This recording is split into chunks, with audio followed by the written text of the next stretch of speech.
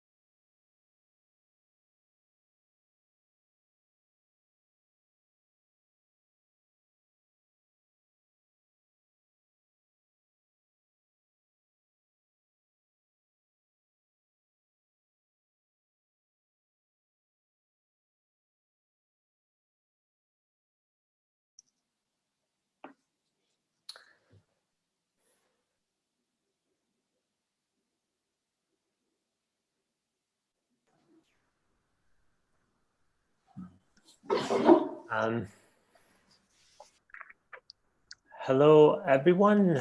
My name is Bernardo Monzani, and I'm the president of the Agency for Peacebuilding. We're just waiting a couple more minutes for people to log on.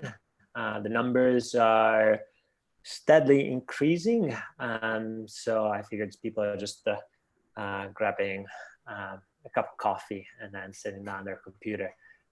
So a couple more minutes, and then we'll kick off the Bologna Peacebuilding Forum 2020. Thank you.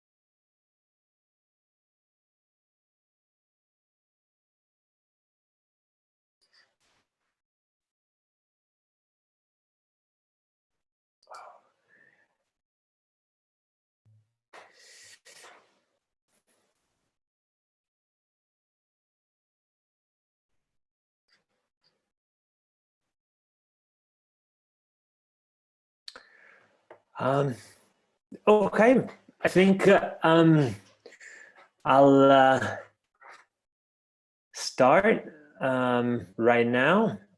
People are steadily connecting, but we are on a bit of a tight schedule. So I'll just kick off and with my little introduction speech, and then hand it over to the first panel. Let me thank everyone for connecting and ask that you please keep your microphones muted. I do believe we're all checking for that, and just to make sure that the conversations run smoothly, since we're expecting quite a lot of traffic throughout today. Hello, everyone, again, and welcome to the Bologna Peacebuilding Forum 2020, Peacebuilding after the pandemic. My name is Bernardo Monzani, and I am the president of the Agency for Peacebuilding, the sponsor and organizer of today's event. The Agency for Peacebuilding, for those of you who are learning about us today or learned about us for the first time when finding out about today's forum, is a nonprofit organization based in Italy.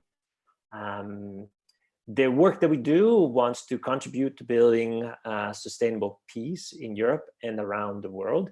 We do this in different ways, and let me take advantage of this rather new format and point you to our website if you want to check out our current and past initiatives.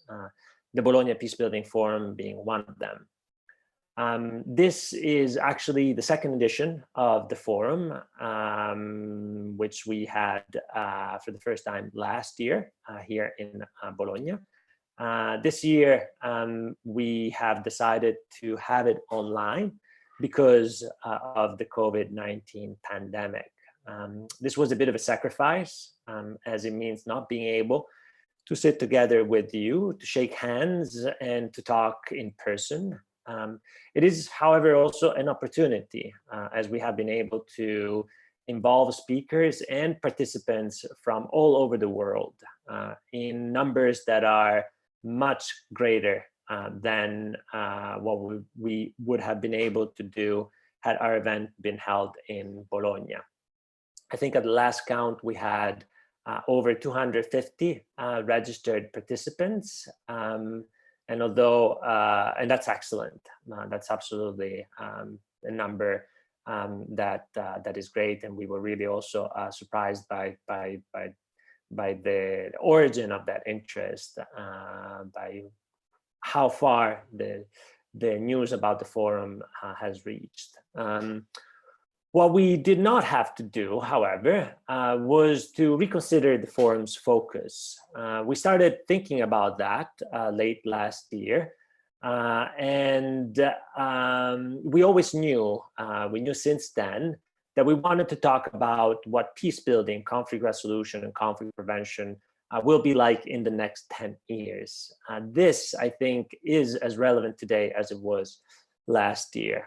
What has changed, perhaps, is the urgency of this conversation. A crisis has arrived, the coronavirus crisis, perhaps not the one that we expected or that we were focusing on, but one that in many ways has the scale of the crisis that might come in the future, of the challenges that face us as individuals, as communities, as countries, and also as the world. Not only that, the pandemic has definitely upended how the international system of cooperation works, but also our everyday lives. Both of them have been quite strikingly altered as a result of what's been happening over the last few months. This has created challenges of historic proportions, but also evoked, certainly in my memory, like few times before, the prospect of true and significant change. So this is the starting point for today's conversation, which will take place in 3 panels. The first on climate change, the second on mobility and migration, and the third on the future of peace building.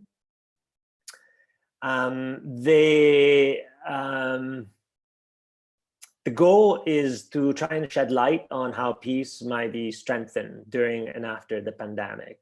And for this, I'm really excited and very much looking forward to hear the contributions of our speakers and also of all of you. Let me finish with a note about the format, which I think the facilitators of the sessions will also remind you of. You should all be muted, and we're sort of taking control of that. This will remain the case as long as the speakers talk. As they're done, you will have the chance to ask a question by posting it on the chat section of the Zoom page. The forum is also being live streamed on YouTube, I believe, and on there people can also ask questions. So we don't want to sacrifice interactivity, and certainly we want to give everyone the chance to ask questions to our many distinguished and really interesting speakers. Lastly, and this is the really last thing before I hand it over to the first panel, I would like to thank all of our partners and supporters, the Rotary District and Rotary Bologna Marconi Ovest clubs, Prometeia, and the Johns Hopkins School for Advanced International Studies, SAIS Europe. I would also like to thank the Emilia-Romagna region, the Municipality of Bologna, and the Italian Agency for Development Cooperation for their patronage. And thank also Special World Bank Envoy Bert Conders for his availability to speak at our event. And obviously, thanks to all of you for your participation and your availability to connect and be with us this morning. So this is it for me. Thank you again. And now over to Angelo Mastandrea for the first panel. Good morning. Thank you for the invitation. I'm here for the first session of this forum organized by the Bologna PeaceBuilding Forum. And the title of that session is Peacebuilding, and is about peacebuilding and climate change. The guiding questions are about if the peace building can contribute to prepare and respond to a crisis, to a big crisis like the pandemic, and what's the expected impact of climate change on the conflicts in the future, in the next future. And we have with us we have three people. We have Roberta De Rosa, that's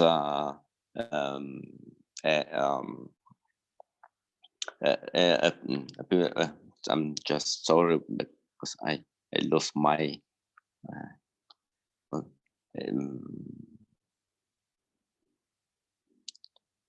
okay, I would say another thing, that's today the first news is the 5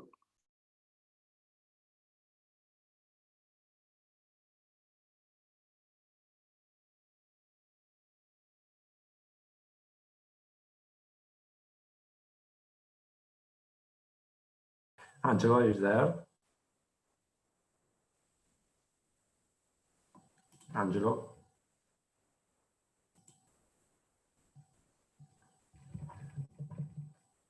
I don't hear Angelo right now. Maybe he has some problems of connections. I do think we can move on and continue our discussion with the panelists. So the idea is first of all to present them. And this panel we have Roberta De Rosa. This is a policy officer at the European External Action Service. She's focusing on conflict responsibility to protect, atrocity prevention, women and youth, peace and security program management, conflict prevention.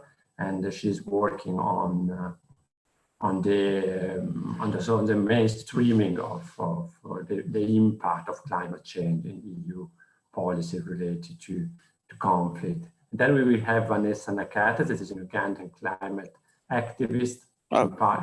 Angelo, you're back. Okay, I'm very sorry. I'm very sorry with you, but I had some troubles with the connection. I didn't watch anything. I had a moment of panic.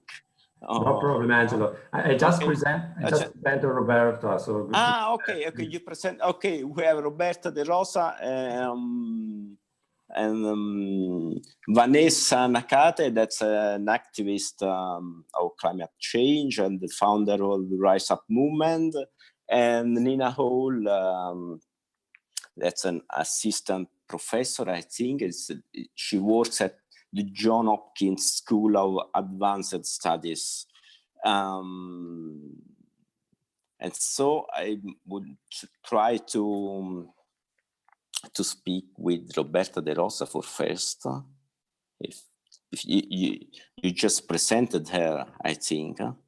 Yeah, it's fine, Angelo. Don't worry. Okay, it's okay. It's okay. Yeah. Okay, thank you very much. I will take it from there. Sure. I will take it from yes, there. I'm so No sorry problem. with my troubles, but No problem. No okay, problem. just today the first news is the 500 billion euros proposal by Angela Merkel, Emmanuel Macron. I hope you will say something about that, no? Sure. About dealing about that and the Green New Deal and the pandemic. Absolutely. So good Thank you very much. morning, everyone, and thank you for having me. Let me thank first Bernardo Monzani, Bernardo Venturi, and Stefano Marinelli from the Agency for Peacebuilding for the kind invitation and for the great work they are doing. Their commitment goes beyond work, I believe. Let me introduce myself first. I'm a policy officer at the European External Action Service, the diplomatic service of the European Union. I work within the directorate called Integrated Approach for Security and Peace, which ensures effective coordination of an European Union response throughout the different phases of the conflict, from early warning and horizon scanning to political strategic planning for crisis management and stabilization, as well as on the security of the EU citizens in crisis zones.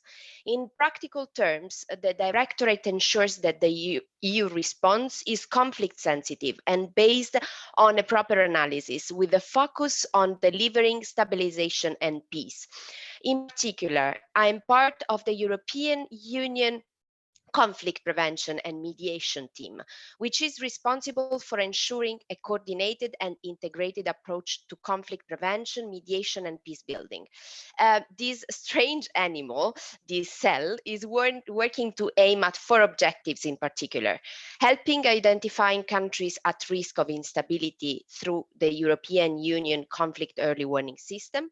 We conduct a conflict analysis of countries facing instability or violence. We advise on conflict sensitivity in fragile contexts. And last but not least, we provide support to mediation, dialogue, and prevention activities.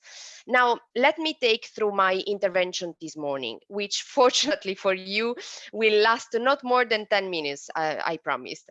I will structure my presentation in 3 parts. As a first thing, some words on the implications of the COVID-19 pandemic on conflict dynamics, of course. Secondly, I will recall our commitment to take into account the climate change security challenge. Don't worry, I won't be long describing our policies, but instead I will give you some examples aiming at stepping up our efforts and further integrate climate dimension in our work. Finally, I won't tell you how good we are in climate-related work. I will tell you probably the contrary and how much we can improve. To conclude, I will share with you a long-term project. So if you are ready, let's start. So the global health crisis is reshaping conflict dynamics around the world in an unprecedented way. The pandemic serves as a conflict multiplier in fragile countries with pre-existing, of course, structural weaknesses underlying them, but may also destabilize seemingly stable countries. In some situations, on the other hand, it can provide unexpected opportunities for mediation and peace building.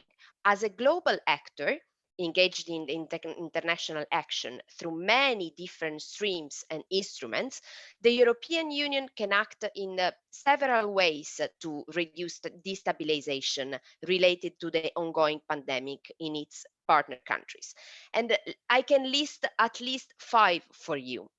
Through conflict sensitivity, in line with the do no harm principle, new and reprogrammed funding and projects should consider specific criteria to ensure that support reaches the targeted populations in an inclusive, transparent, and effective manner.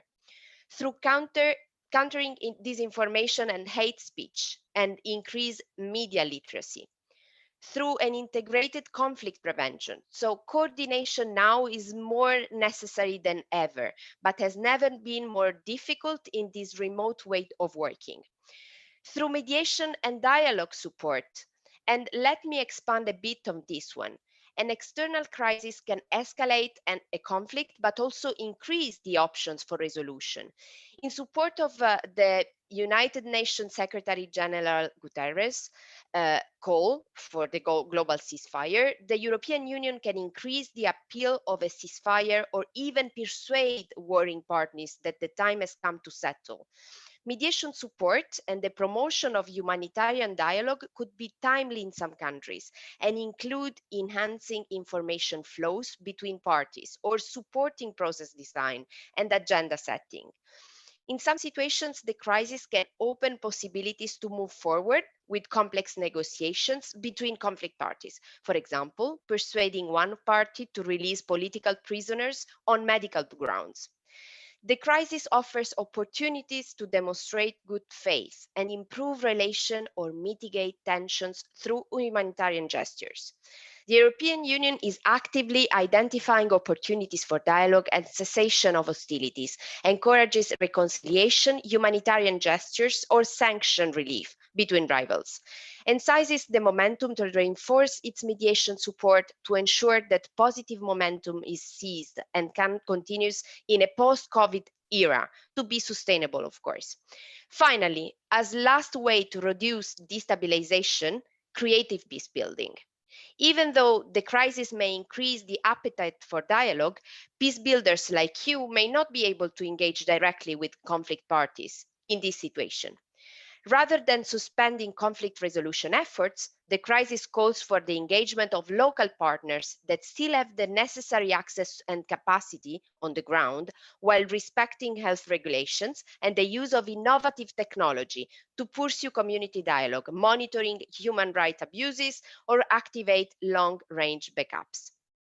Now, let's analyze the European commitment to the climate change and environmental emergency. In December 2019, the European Parliament approved a resolution declaring a climate and environmental emergency in Europe and globally. The global strategy for the European Union's foreign and security policy of 2016 recognized the link between the climate and security. This one was reiterated in the Foreign Affairs Council conclusions of February 2019 that underlined serious climate change implications for peace and security across the globe.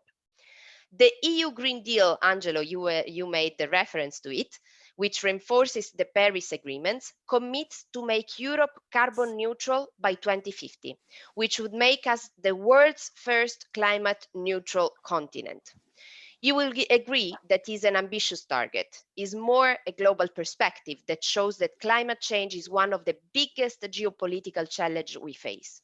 It creates problems of distribution and it's a driver of instability and migratory pressures. It's a threat multiplier.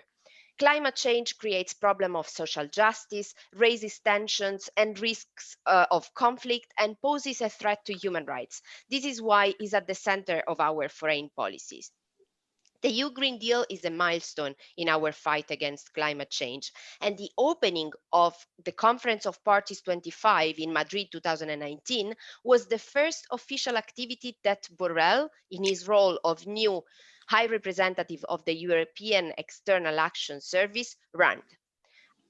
The European Union wants to lead by example. The commitment to ensure that conflict prevention tools take into account climate security challenge is at the top of the European Union agenda, and in particular in the diplomatic service where I work. But to have a global impact, we need to collective action, of course. Strengthening climate diplomacy means working in partnership. It's a problem that the EU cannot solve alone. That is why climate action is a key priority in our cooperation with partner countries, and not only. We work with multilateral partners like the UN, United Nations, and with local communities and with the civil society. The local, regional, and international dimensions are for us all very important. But how it works in practice? The EU delegations, our offices around the world, are stepping up their efforts with their host countries to advocate for the European Union's vision of the transition towards a sustainable future. We will do it using all the tools at our disposal, from trade diplomacy and technical assistance to capacity building and development cooperation, as well as our crisis management tools. Let's enter now in my area of competence. Strengthening the climate dimension in our conflict prevention and mediation tools is key for us in supporting the climate agenda. Since, as I previously said, climate change is currently undermining the good management of natural resources and it's threatening environmental stability, acting as a threat multiplier to international peace and security. At its core, it represents a security challenge with environmental, human rights, gender, political, economic, and social dimensions. Consequently, mediators like me will increasingly find themselves working to resolve conflicts where climate change has played a role in contributing to the outbreak of violence. The European Union should integrate climate change and environmental factors into its mediation efforts due to three primary reasons. The first one, growing relevance in conflict processes. According to recent data, between 40 and 60% of all civil wars over the past 60 years are driven by natural resources. Unless managed carefully, security risks posed by climate change will exacerbate conflict and to unprecedented levels. Whilst the mediation of such is increasingly frequent, the inclusion of natural resources issues is not yet a normalized practice. Unless this issue will be included, security risks posed by climate change will exacerbate the conflict to unprecedented levels, and peace agreements will increase an even higher failure of implementation than currently. Global actors also politicize these conflicts to an extent that third-party mediation will become increasingly important.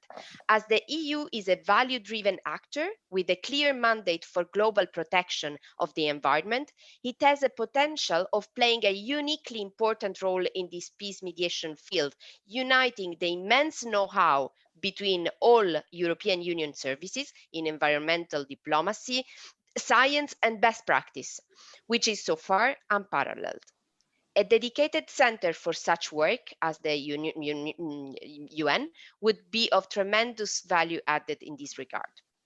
Our unit is including environment into its conceptual and practical mediation work, including in training, updated EU concept on mediation, and the EU mediation guidelines. My division has hosted initial meetings on land degradation and mediation to produce guidance for the European Union official in mediation in partnership with the UNDEP.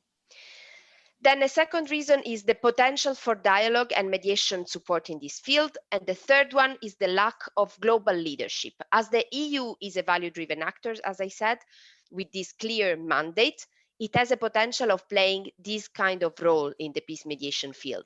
The European Union must ensure that these factors are integrated in all its mediation interventions, and interventions has to be supported, leveraged, and funded by the European Union. Now, let's talk about the challenges, and then I will conclude.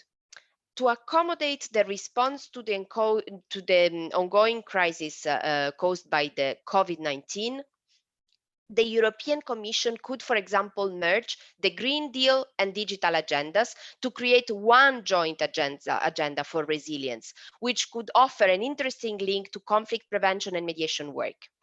EU recovery from the ongoing crisis will be in line with the sustainable and environmentally friendly principles stated in the Green Deal.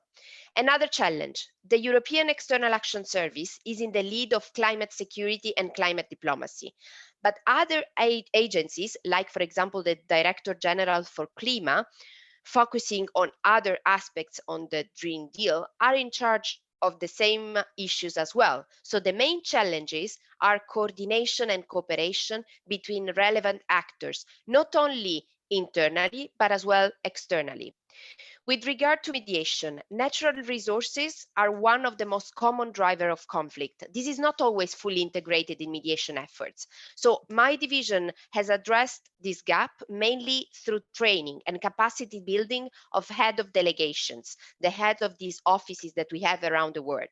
The EU capacity to bring parties together is an added value, and there is a need to further empower actors, for example, through creating a center of excellence. This is something that we would like to do. With regard to conflict analysis and conflict prevention policy advice, our division notes a gap between the narratives of security-oriented and climate adaptation and development-oriented teams. There is a need to develop a shared understanding and vocabulary to tell the same story to the people with integrated perspective and to jointly respond to intertwined challenges. Then, of course, we need to strengthen the early warning system with concrete follow-up and clearly assigned tasks and deliverables that can address climate-related conflict threats. Finally, I would highlight some efforts to better integrate climate and environmental issues in our early warning system. For the ones that are not familiar with it, this system is an evidence-based risk management tool that identifies, assesses, and helps prioritize situations at risk of violent conflict for non-EU countries, focusing on structural factors and with a time horizons of 4 years. From 0 to 4 years. It also identifies conflict prevention and peace building opportunities.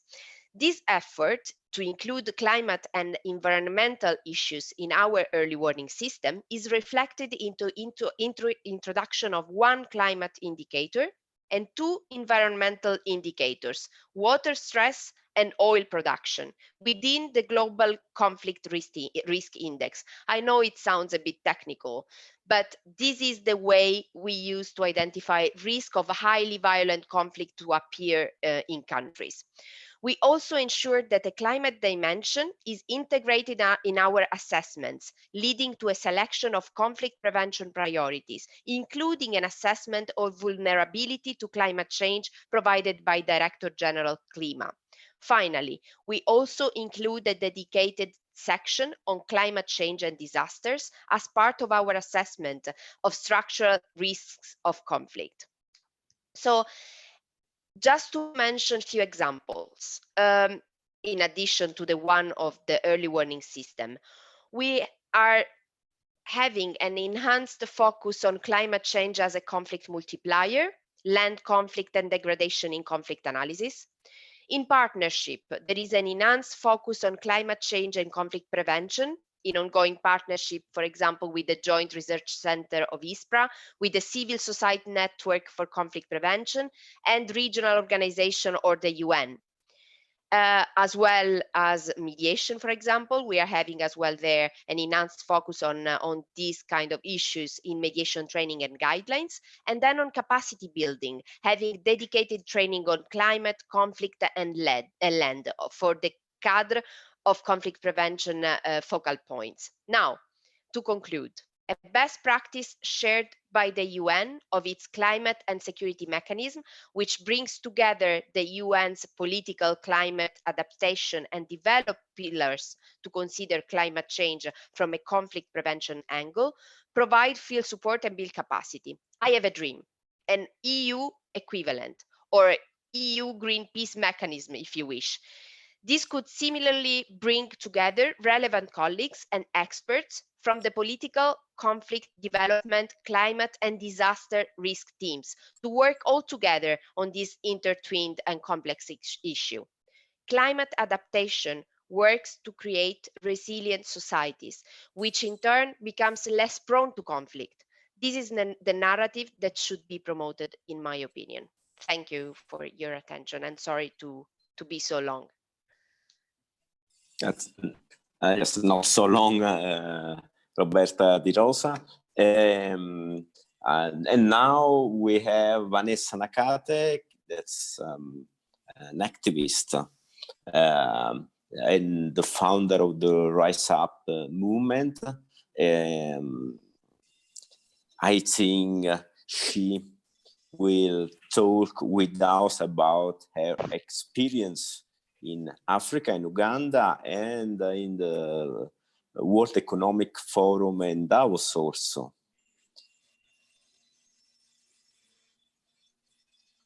Vanessa.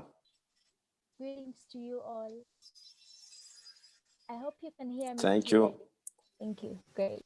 My name is Vanessa Nakate, and I'm a climate activist from Uganda.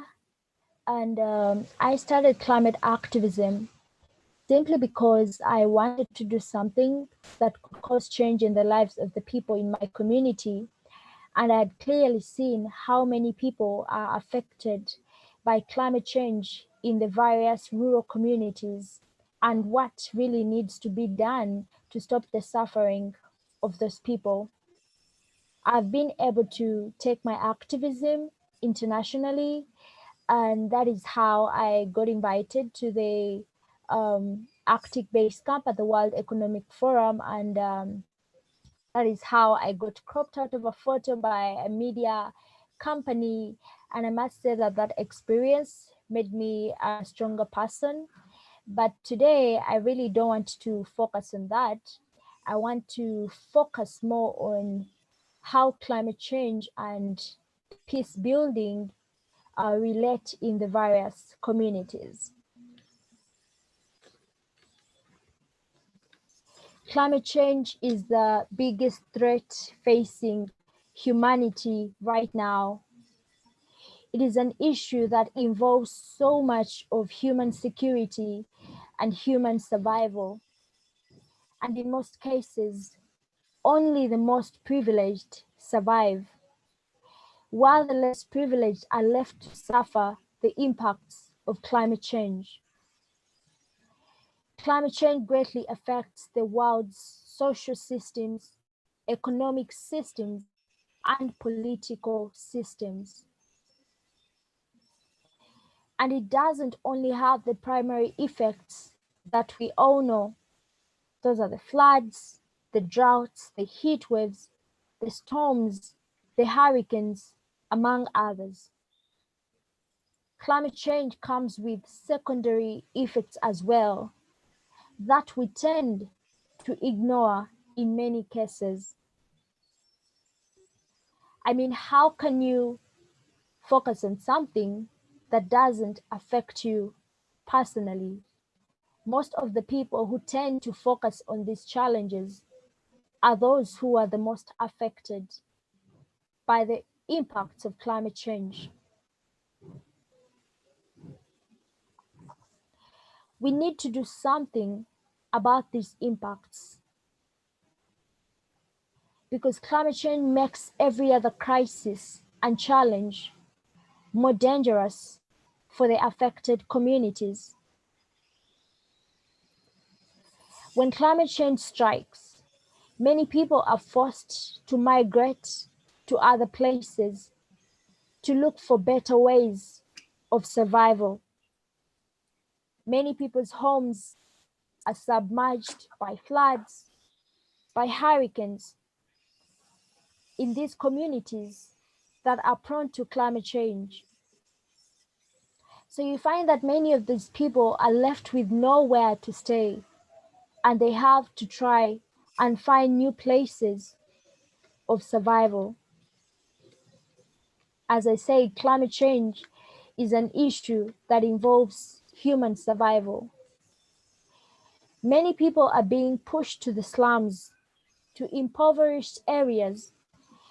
Many are and more will be subjected to human trafficking, which comes in a way of helping these people.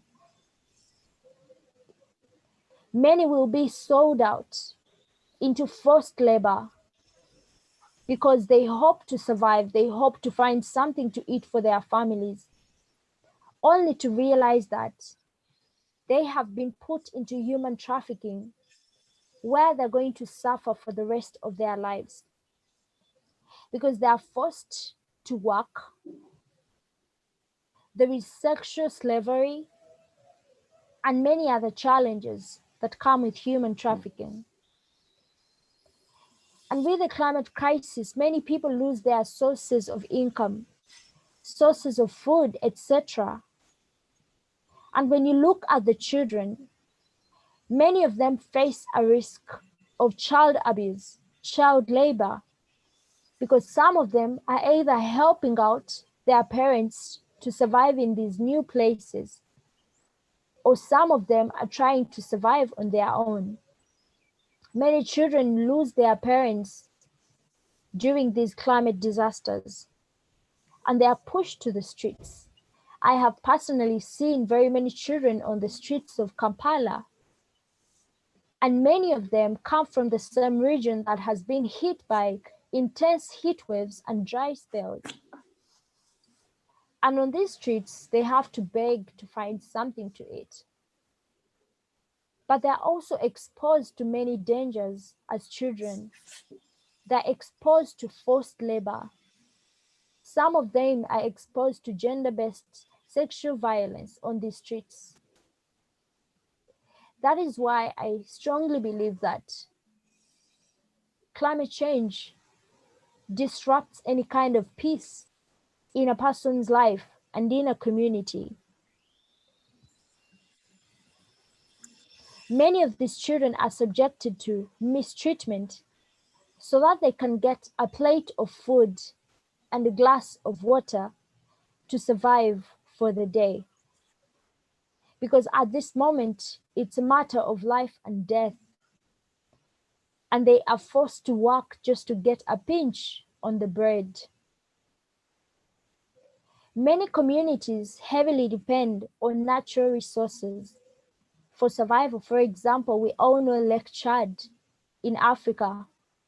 This lake has shrunk to 10th its size in 50 years, and many people depend on the fresh waters of this lake. What is going to happen if the water is limited and it is not enough for everyone? There is going to be a competition for these resources.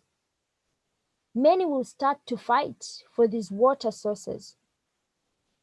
So the fact that climate change greatly affects these water sources, there is going to be a struggle in these communities.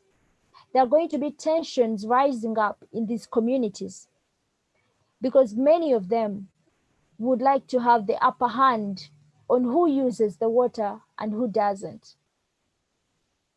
This is definitely going to bring about conflict in these areas, as many people will have to fight to get the water, and many will die in the process.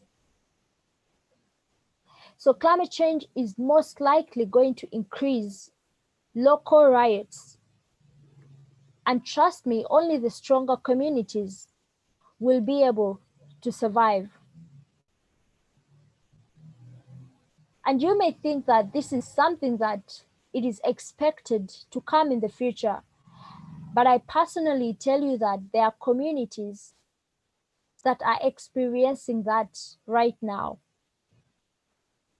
These riots are accompanied with death, destruction of property, making children orphans, and many other challenges that push these communities into extreme violence and extreme poverty.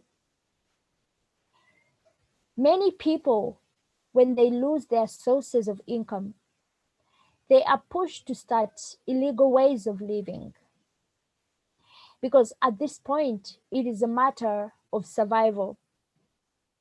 I mean, it doesn't matter whatever they do at this point, as long as they get something to eat, they get a place to live. So many of them start joining illegal ways of making income, of bringing in money, hence increasing high crime rates in these communities. But if you've been following, you understand that all this is birthed by climate change.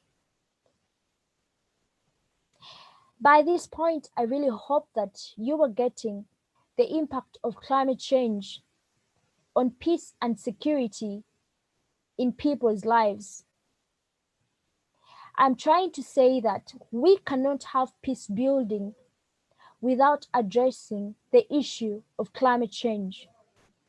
Because even if we build the systems that ensure peace, climate change will break these systems. Climate change will weaken these systems. It will weaken communities. It will weaken states. It will weaken countries. And that is why we need to take action as soon as possible. With extreme weather events in countries that are already experiencing conflict, climate change is most likely going to exacerbate these conflicts, these challenges. Because if people are already at war, what will happen if they now have to struggle for the limited resources in their communities? This will just increase more wars in these communities, more fights in these communities, more riots in these communities.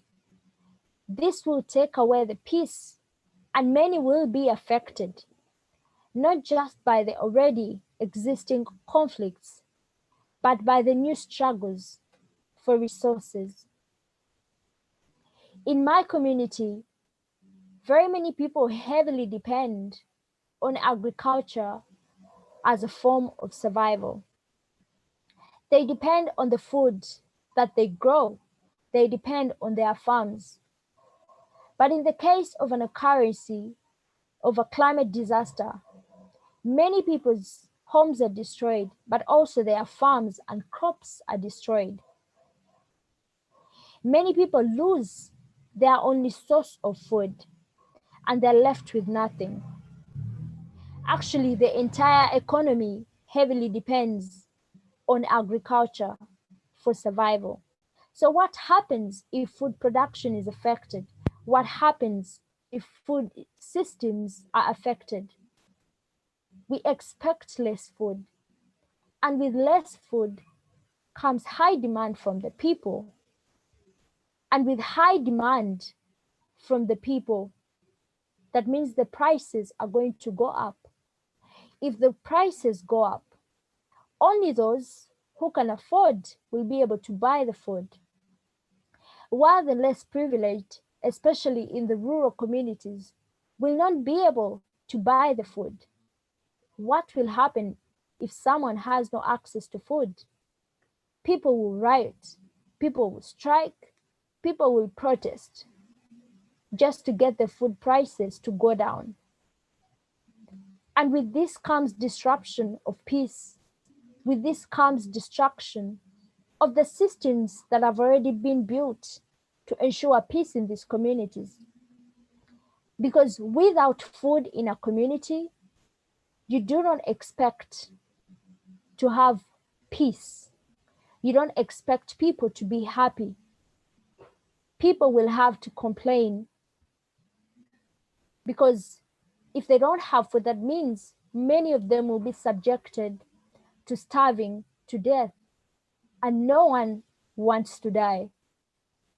So they will bring up conflicts and riots in their countries in order to survive. So when it comes to climate change, many lives are at stake. We cannot afford not to take climate action. We cannot afford not to build systems that ensure resilience in these communities. Because with climate resilience, we'll be able to overcome some of these challenges that affect peace in communities as a result of climate change. Because if there is resilience in case of a water scarcity, we won't expect riots because people will have water to drink. So if we build resilience in these communities, even in the occurrence of a climate disaster, many people will be able to live and recover from the challenges that they face. Okay, Vanessa, just few seconds because Nina Hall has to leave at 11, and so then we have few minutes after for the questions. Okay, If I'll you, just if choose you, if 1 minute. Yes, if you want to conclude it. Okay, thank you. Okay, thank you. So we need to rise up together if we are to build peace in our communities. We will have to address the issue of climate change, because with climate change, we cannot have peace in communities. We cannot have security. People will continue to suffer. So this is an urgent issue and matter. We need to save people's lives. We need to bring peace in these communities and in the countries. A country's economy cannot thrive with conflict and violence. So we need to start addressing climate change with resilience plans while thinking about peace building in these communities. If you want to have successful peace building, we will have to take climate action. The two go in hand. Climate action for peace. I just want to show you something. I don't know if you see it clearly, but it says climate action for peace. So the only way we can ensure peace in our communities, we'll have to take climate action. Thank you so much for listening. Okay, thank you, Vanessa. That's activism. Now, I remember you that's possible to ask questions in the Zoom chat. Probably we will have not so many time because we have after another session, another panel. Nina Hall has to leave at 11, and so I give you to her the possibility of, of speech. Nina? Yes, thank you. Can you hear me? Yes. Oh, yes. Great. She has some slides, I think. Are they coming up for and you? Yeah. Well, thank you very much. Okay, Nina, you have 10 minutes as you want. Great. And then. Wonderful. Thanks very much. Okay, thank you very much.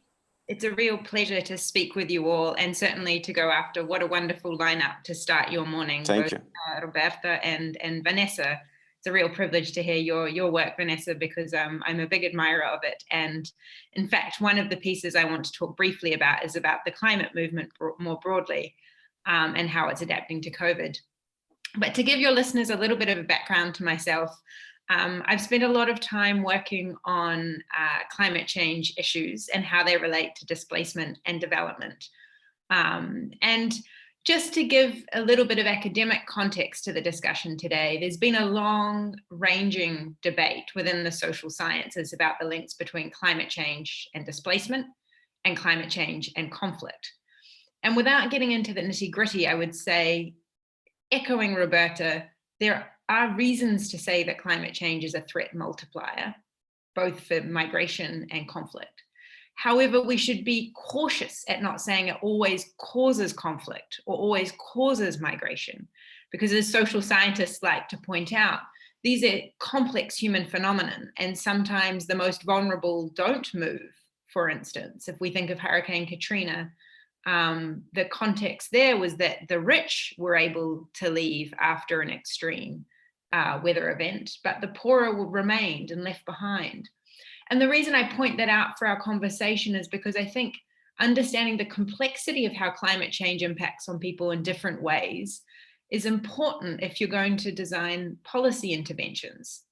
So if your policy intervention is let's create a refugee, climate refugee category to save people who are displaced by climate, that may work in some contexts to help the most vulnerable, but in others it may not. In others, the climate refugees could be the equivalent of people fleeing floods in the UK to go to Spain. Now that's a bit of a simplistic example, but I just really want to put that on the conversation for you today as you think through some of the complexities related to how climate change impacts people differently. In my research, I've looked at that in depth and looked at the ways that international organizations, particularly the United Nations High Commissioner for Refugees and the United Nations Development Programme have engaged on climate change in the last 10 years. So I traced the changes in these organizations. And for those of you interested, feel free to contact me. Another piece of work I wanted to flag after hearing Roberta speak about how the EU is thinking about mediation and climate change is a piece of work I did with another hat. And that's the New Zealand Alternative. It's a think tank that I'm part of in New Zealand. I'm a New Zealand citizen, although I work as an assistant professor at Johns Hopkins SAIS in Bologna. And this group of us wrote a piece for the New Zealand government encouraging them to have a mediation unit, a bit like what Roberta, thank you, was describing. And I just put this on the table for your discussions, because unfortunately I won't be here the whole day due to other faculty meetings. But to say that if you were interested, we did a lot of really hard thinking about how New Zealand could play a critical role. And as many of you know, New Zealand is a small country, and in a way similar in profile to say somewhere like Norway. It's seen as impartial and independent in many cases and has had a role in some conflict mediation in the past, particularly in Bougainville and Papua New Guinea, where New Zealand government hosted debates. But how it links to today's panel is in this report, we suggest very strongly that it would be good for New Zealand to set up an independent, institutionalized peace mediation and conflict prevention unit. And part of that work would be building on our expertise of understanding how to deal with Indigenous issues, which we do have a mixed record for, but also around natural resources and Indigenous peoples. And so if you're interested in that, the report is up online, and I can share a link with Bernardo or others. So there are two pieces of work that intersect with the questions in this panel. To sort of round off my comments, I wanted to present some more recent work. I've been very interested in climate activism and the work of Vanessa and her friends and peers and colleagues. And I just wanted to point out, and maybe this is sort of a hopeful pitch, about how the climate movement has been adapting in the last month. Because obviously, as Vanessa's pointed out, the climate movement in certain contexts has been pushing also for peace. Now, I would note that argument has not been the forefront of the arguments, particularly in Europe. The context has been more about, say, pushing the EU for green stimulus plans or pushing governments to meet their Paris goals.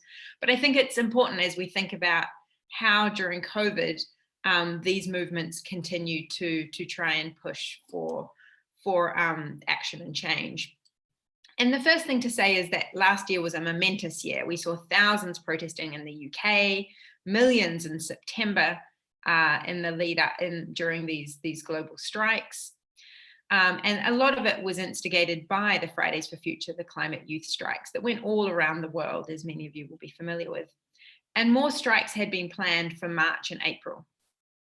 So the youth climate movement Fridays for Future had in fact planned a month of global action, and Vanessa, I'm sure, can speak more about this in depth than I can even. And what happened, of course, when in March lockdown started to happen is that they shifted online. So there has been an ongoing protest action, both through climate strikes, as well as they've hosted a number of webinars, which you can access. This is just one example of a webinar they held with Naomi Klein and a WHO representative on climate change to educate themselves during this time. There have been the odd also protests that managed to happen in real space. And this is just one example on the 24th of April outside the Berlin Parliament of placards. Now, to give you a little bit of data, this is work in progress, so please don't cite at this point. I would suggest it's something that I'm working on with my research assistant to just see how the climate strikes over time have shifted online.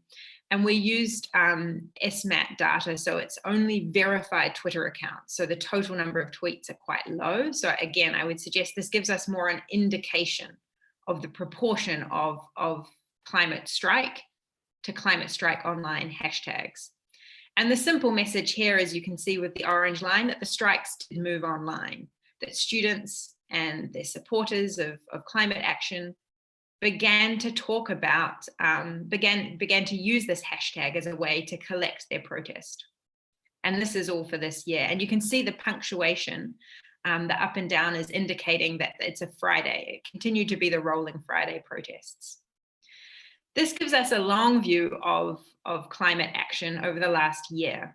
And the point that you can see clearly here is that the biggest number of traffic in terms of tweets, again, this isn't media analysis, it isn't number of people on the street, so it's limited, but it's meant to give us an indication. The biggest number of tweets was around that September. There were 2 Fridays in September, the first Friday where the most countries had their global strike, and the second Friday, which was where Italy, New Zealand, and a handful of other countries had their global strike, with regular sort of other smaller events throughout the year. And this is just because Greta has been such a key focal point of the movement. In addition to people like Vanessa, Luisa Neubauer in Germany, activists in New Zealand like Tamitha Paul. But we can see here that, you know, people have continued over time, at least on Twitter, to focus on her. So to leave with some open thoughts about what does this all mean, I guess why I wanted to introduce this debate is because I think one of the interesting things as we think about the ways that social movements work is how do they help create broad global shifts? So the research I'm interested in is really the first point: to what extent are climate activists building new transnational solidarities? So we know, for instance, that a lot of the Fridays for Futures are part of a global movement, but often focus very much on national targets. So the German Fridays for Future focuses on shifting Angela Merkel's government, or the Swedish on Sweden. And so one of the questions I think is important to ask is to what extent and how has COVID enabled, say, climate activists in the global north to connect more with climate activists like Vanessa and others in the global south? Are they looking for new ways to create online globalities, to create, you know, a sort of a focal point for their action? So one of the things we know is that the UNFCCC, the climate negotiations, are often a key point for climate activists, but that won't be held this year. Are there new intergenerational solidarities between older and younger generations?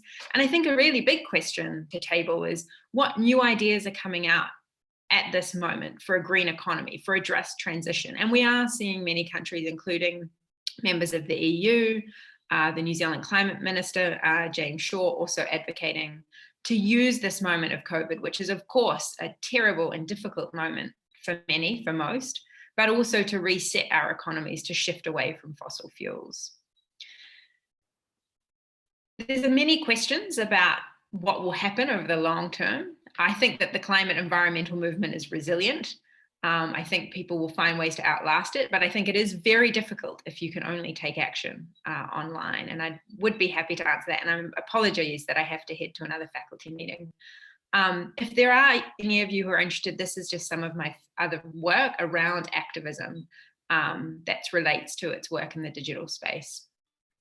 All right, I think I will leave it at that because I don't want to go over time. If there's any immediate questions, I may be able to chip in for a minute or two, but unfortunately I will have to skip to this faculty meeting. So my sincere apologies for that, and I wish you all the best for the day's conversations.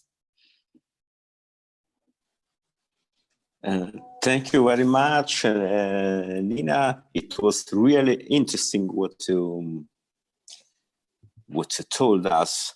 I hope you will stay 5 minutes again. I have just 2 questions for all. One for Vanessa, another one for you and Roberta. Vanessa, how it feels to be an activist, and what advice would you give to young climate and peace building activists?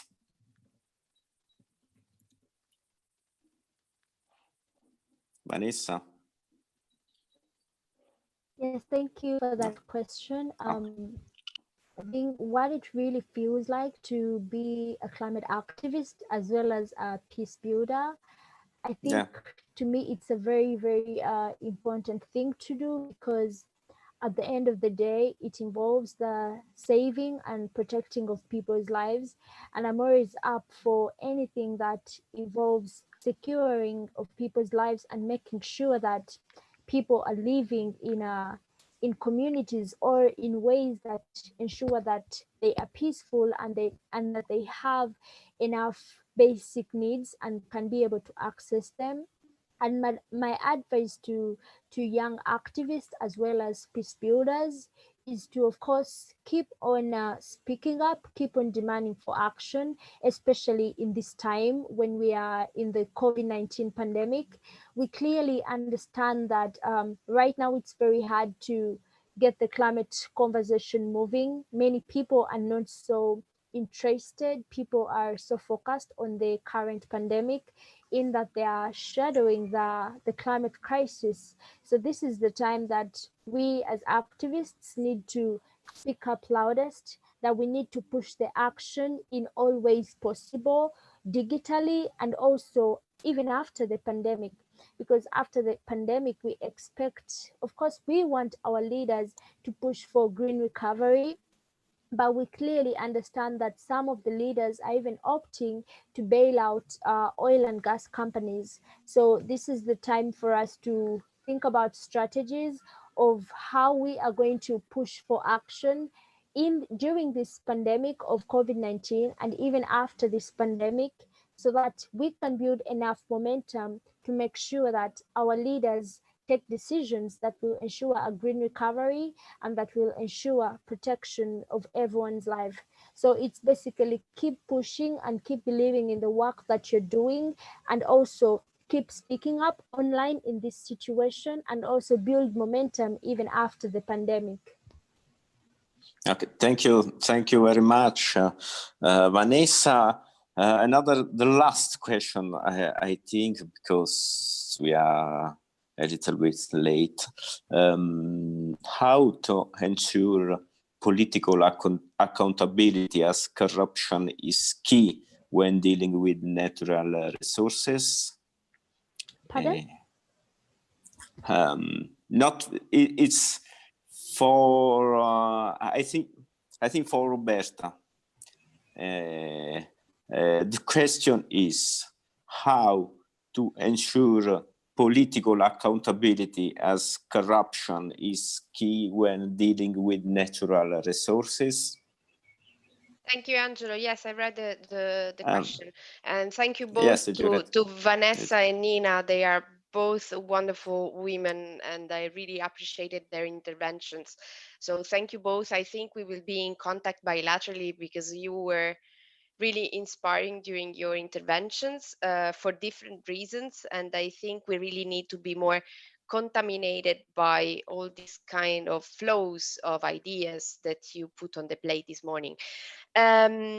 So yes, to go back to the question, what we do is to liaise with local authorities. When, for example, we start designing a peace process, we are in contact with local authorities, and of course it's a challenge to address. We are all aware of it. Corruption is one of the biggest challenge we have in different countries. As you noticed, I never mentioned one single country.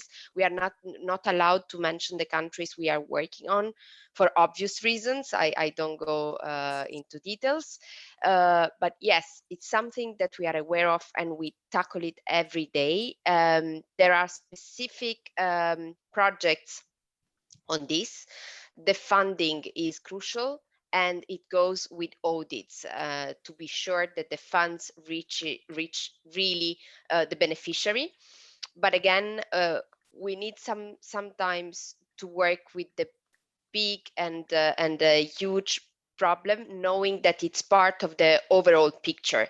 So yes, accountability, it's really difficult to reach sometimes, but it's taking into account, for example, in our conflict analysis. That's what we did, for example, in doing a pilot in-house conflict analysis in context of a strategic review of security and defense missions. It was recently, for example, conducted for a country with over 25 years of violence. I'm not mentioning the country, but you will probably understand what I'm referring to. And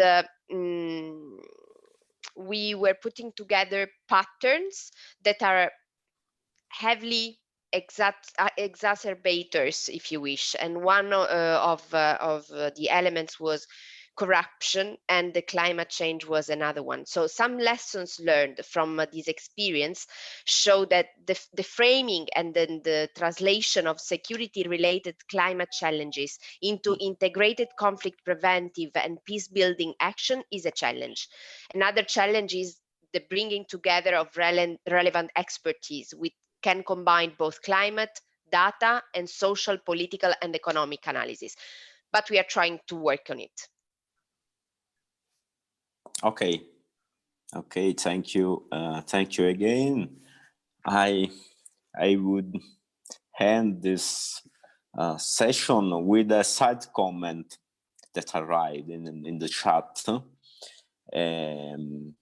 Giovanni Scotto said, I'm very refreshing to have an all-women panel to start with, and a mix of academics, policy officers, and activists. And so I agree with that. I'm close here that session. The next one, I think, is about the peace mobility nexus with Annalisa Camilli, Marco Lombardo, Caterina Guidi, and Nello Scavo. Another mix of men and women, journalists and policy officers. So thank you very much to all. And I close here the session. Thank you again.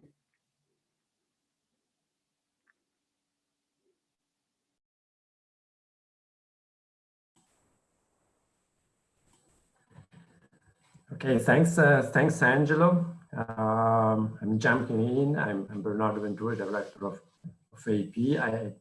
I don't see Annalisa Camilli connected right now, so I will just facilitate this, the starting of this panel, and then I think Annalisa will join us. Shortly. We can continue if. Sure. If you want to. I can go ahead and just to present the panel very shortly. The second session, the idea is to discuss the nexus between peace and mobility. And in this panel, we have two guiding questions. The first one is how does human mobility affect peace and conflict dynamics? And the second one is how will the current restrictions on mobility affect conflicts and peace building in the next years. And to discuss about that, we would like to start with Caterina Francesca Guidi. It is a migration and health researcher with a long research experience at the European University Institute, but she also has experience as I would like to say, as an activist, as a person that work with migrants and not just on migration. So I would like to start with her, and indeed, Caterina, you have the floor, please. Thank you, Bernardo. Thank you for your introduction, and thanks to both Bernardo and Stefano for organizing this beautiful forum. It's as you say, I try to on the basis of my experience and on the basis of the recent studies that have been elaborated on these themes, I've tried to collect current and future perspective on how human mobility is affecting and will affect peace and conflict dynamics. Caterina, and of course, if you can stay close to the microphone, because it's going up and down. If you can stay close to the mic, please. Me? Yes, please. Yes, okay. If you can stay just close to the mic, it would be better. Thanks. Now it's better? Yeah. Okay, thank you. Sorry. Very good. And yeah, so given the pandemic alone, together all the other factors, including climate change, which have impact, as we know, on migration flows. So the socioeconomic impact of COVID-19 are progressively becoming a major area of analysis, since as World Bank has been estimated, around between 40-60 million people worldwide could be pushed into extreme poverty into this year, into 2020. So, and in particularly 23 million in sub-Saharan Africa and 16 million in South Asia, particularly in India, Nigeria, and Democratic Republic of Congo. Moreover, international remittances risk falling by 20% only this year. So the pandemic, I think, has already relieved and exacerbated pre-existing socio-economic inequalities, including those of migrants, and will affect their country of destination and of origin. So, of course, some migrants risk being particularly vulnerable to the longer-term effect of the pandemic. Therefore, I think we should analyze the different groups of people who migrate for several reasons, and starting with the international students, for instance. We know how much programs for mobilities of international students have been a positive factor in some cases, as in our cases, for the construction of the European identity, or even for the stability of the continent. They have contributed as a positive factor. Of course, current travel and movement restrictions have left many international students stranded.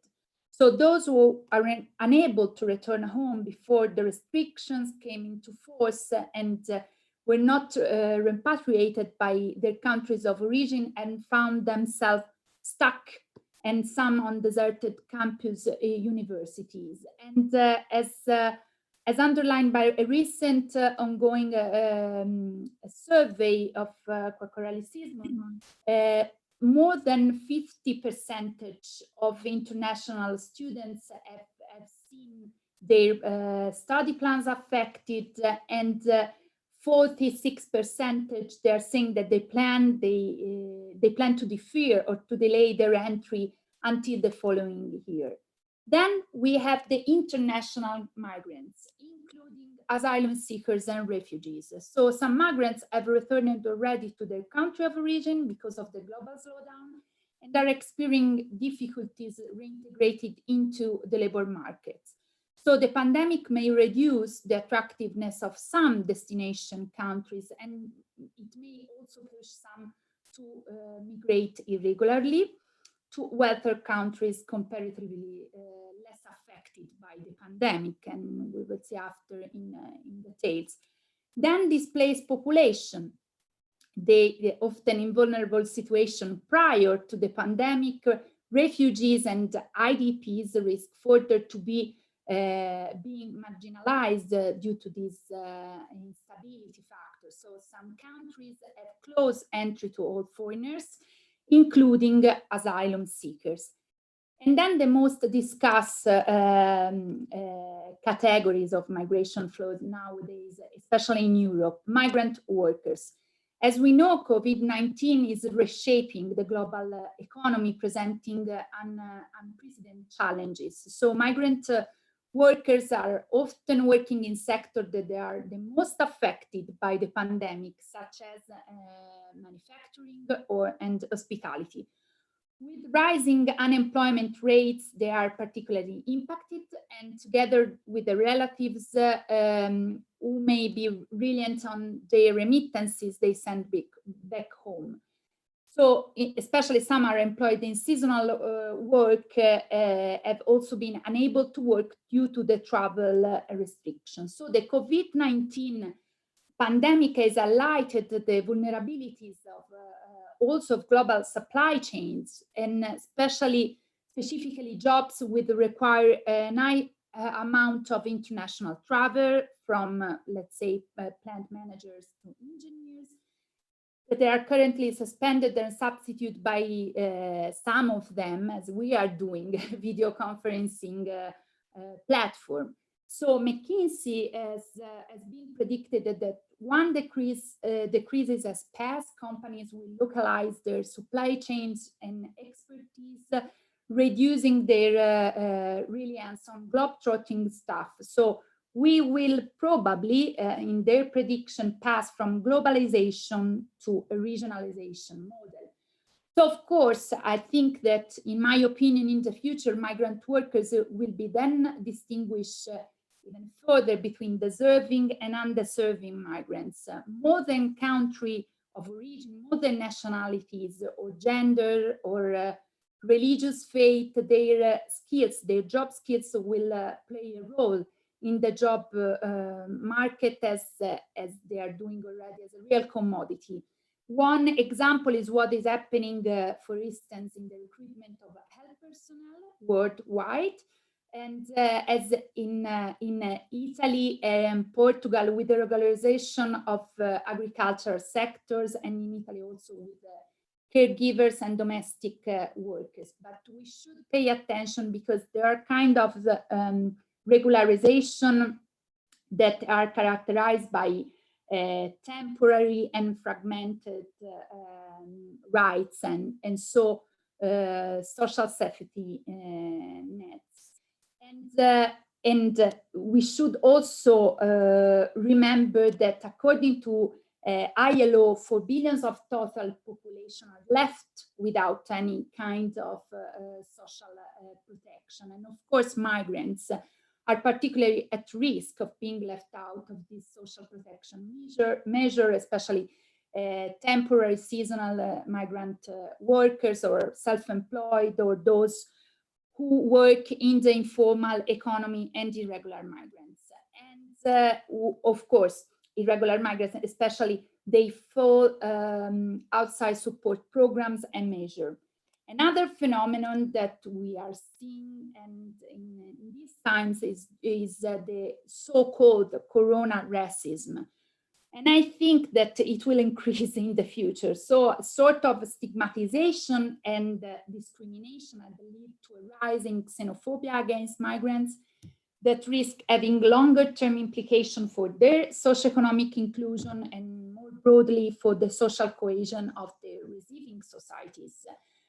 We have seen this kind of phenomenon in particular in Europe and in Italy with the behavior of nationals toward Chinese communities. Just to go deeper into this example, from the beginning of this year until mid-February, when the growing number of coronavirus infection in Wuhan started to be monitored on daily basis by the media, the international community was still thinking that it was just a Chinese issue, a Chinese disease. When 3 cases, and I mentioned the case of Italy, when 3 cases of COVID-19 coming from China were discovered at the end of January, due to the fearful situation and the confused message coming from the official bodies, Italian newspapers have reported daily episodes of racism against Chinese people, bullied or discriminated by Italians. So Chinese tourists were insulted on the streets. There were demands for restriction on Chinese children in the school. Prejudice about Chinese personal hygiene expressed by national and regional politicians, and an undeclared boycott of Chinese shops all across Italy. On the other side, the Chinese community, they have demonstrated, I would say, in all countries, with some more famous example, solidarity to Italian citizens with the spontaneous donation of gloves, protective masks, and materials for the hospital coming from China as from other countries. We know, particularly the other EU countries, that they were helping Italy in that. So along together, the important solidarity demonstrated at the individual level among citizens in China. We should remember that China is playing also an international game through their migrant communities, trying to overcome the stigma of being the worst infector. And I think that following the growth that we are already seeing of populism and nationalist phenomenon, we will probably witness to this kind of xenophobic reaction, but also unexpected solidarity. So we will probably need new narratives to describe also the attitudes towards migrants worldwide, or that is also a hope. So how also will the current restriction on mobility affect conflict and peace building in the next year, which is a kind of, is also the title of this forum. So as demonstrated, I think, by the European example, with the control of Mediterranean and Western Balkan routes, the management of the borders will be still central. So regardless of the violence suffered by migrants in detention center along their paths, of course, the most unfortunately famous are those in Libya, countries of destination will adopt a further measure to prevent irregular arrival of migrants. So I think that humanitarian corridors and resettlement schemes, managed by the country of origins will be likely to be increased as a regular way to arrive in countries of destination for people who deserve international protection. And in case of Europe, of the European Union, we will see, we will investigate the future of institutions such as the EASO, the European Asylum Support Office, that I think it will increase its power. For regular migration, I think that it will be encourage the circular migration model, in particular for low-skilled migrants, through bilateral mobility scheme. Circular migration is somewhat of an elusive concept, and also, has often been used as a policy buzzword, but involves a return on regular basis and is kind of migration economically motivated for a flexible matching of supply and demand for skilled labor without the cost of integration. We have examples already that have been studied in the European continent of seasonal migration of Moroccans to Spain and Italy to work in the agriculture sector, or for instance, Ukrainians to Poland, but also Hungary and Italy as caregivers, and of skilled Albanian workers to Greece to work mainly in the transport sector. So I think that this kind of migration, it will increase, and circular migration will be managed by bilateral mobility schemes among countries. And of course, they can work well if they are targeted and programs are tailored at regional or local level in both source and destination country. And of course, it's important to reflect that there are ways to reduce migration costs, not only money, but also personal and cost. And of course, one good way to encourage this kind of circularity is to give multiple entry visa for longer stay, which will tend to encourage repeated temporary migration.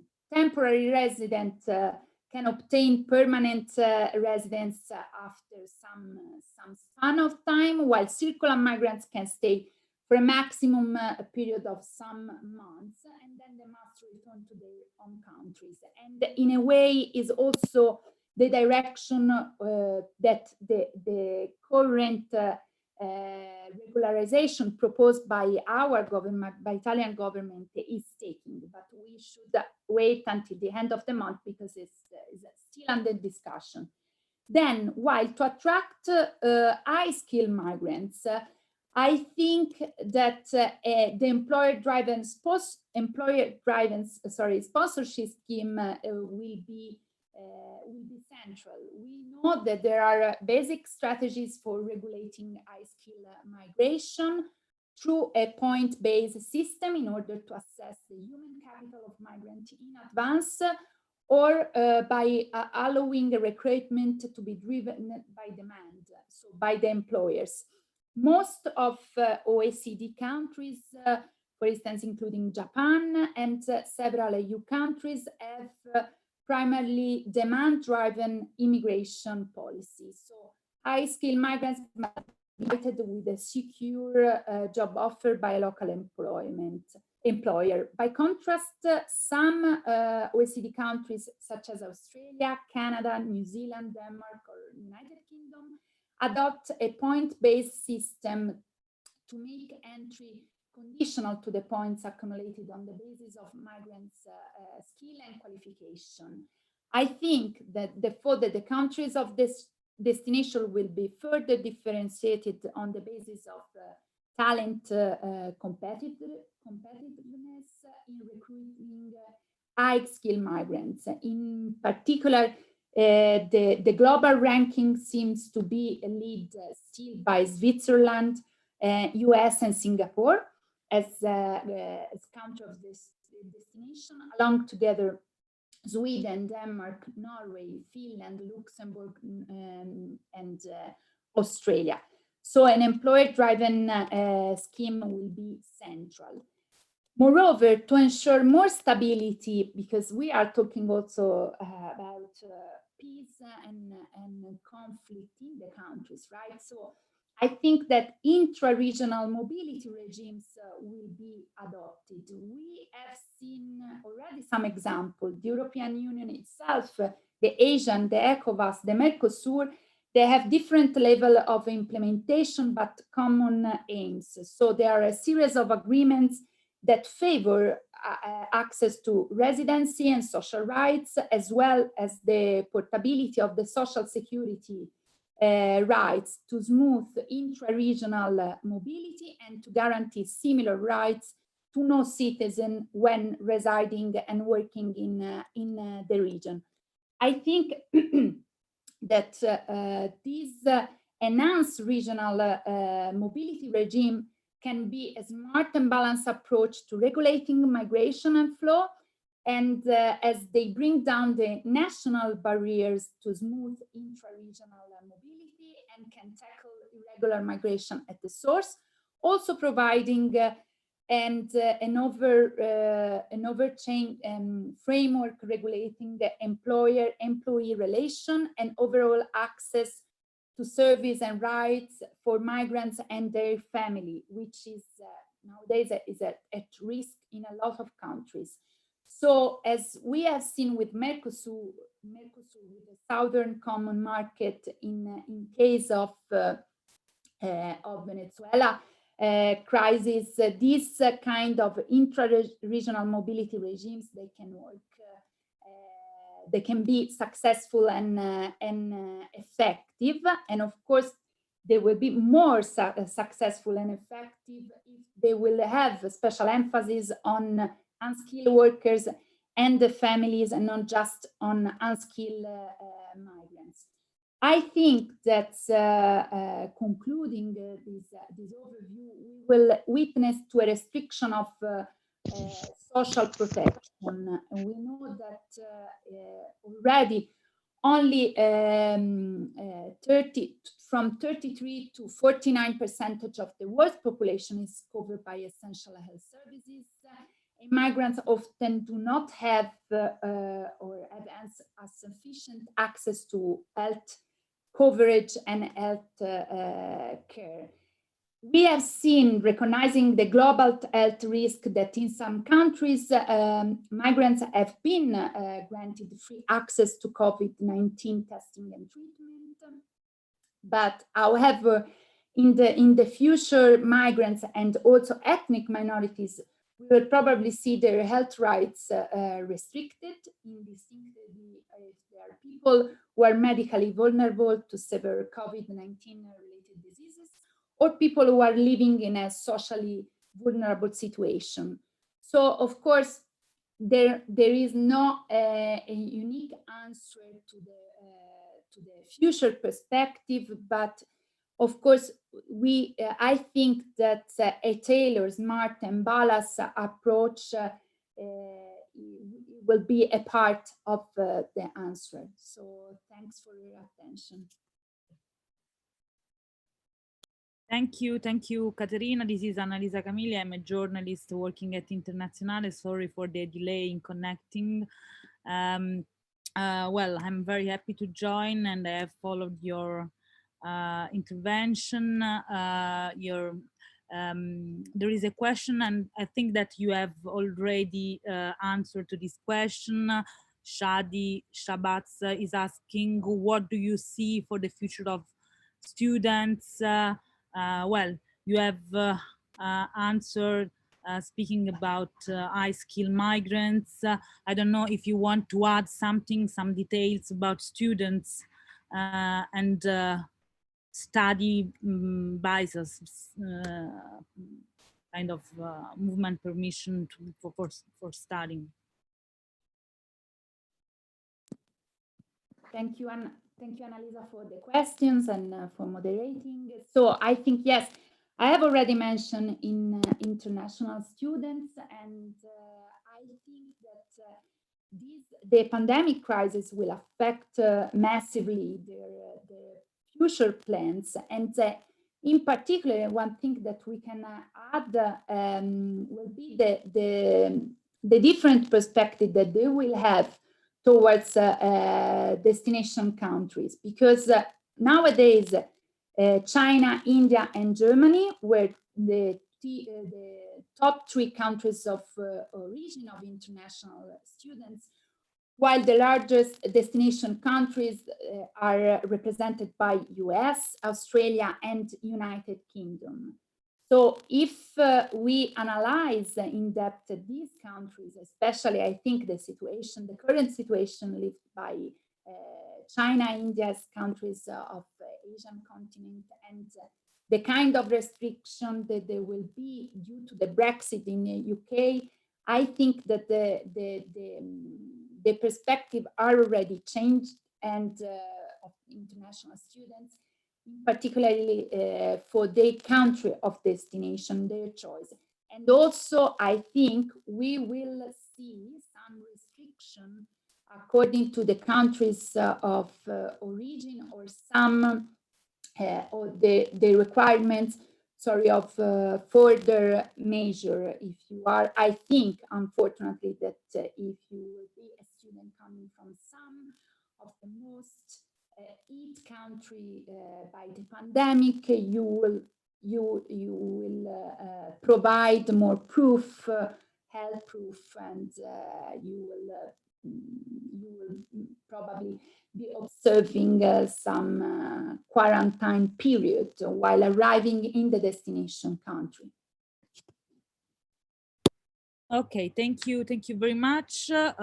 First of all, I should mention that Nello Scavo, one of the panelists, the journalist of the newspaper Avvenire, could not join today because he's traveling for one of his research, and unfortunately he could not join. And now we are waiting for Lombardo, that I think he should intervene now because it's 11:40, and we are waiting for him connecting. Marco Lombardo, that is the councillor of the city of Bologna, and he's specialized in immigration policies. I don't know if we are trying to connect with him. Yes, Annalisa, we are trying to connect. We're in contact with his secretariat, and he's actually in the municipality board meeting. They just said that will be with us in a few minutes, so we are waiting for him. And I think that we should. Okay, thank you. Yeah, we try to have him. Meanwhile, of course, if you want to comment or add, you are welcome with our expertise. If someone of you has some question for Caterina, some more question, you want to add some comments also.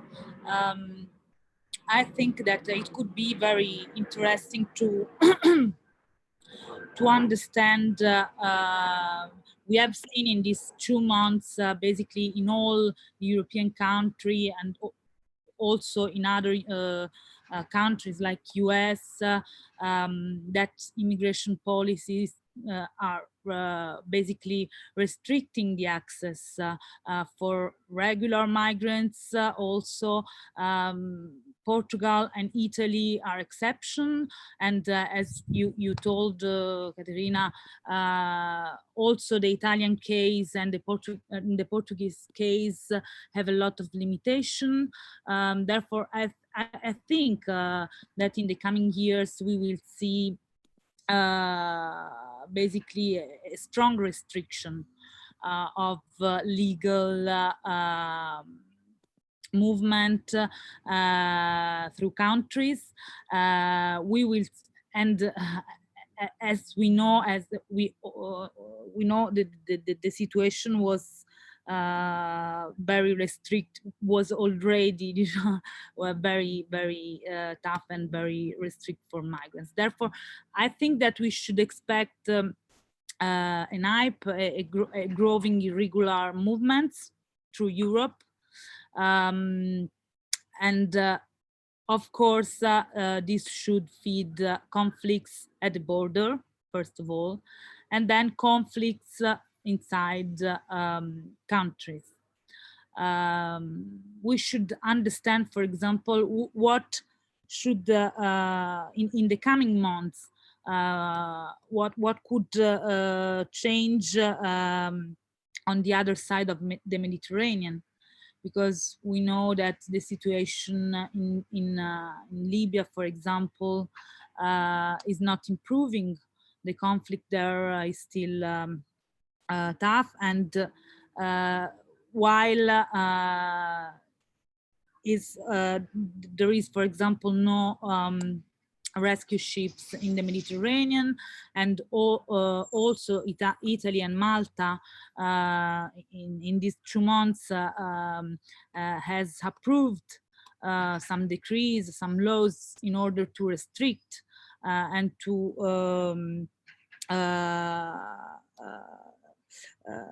restrict the arrival of rescue ships in Italian ports and Maltese ports.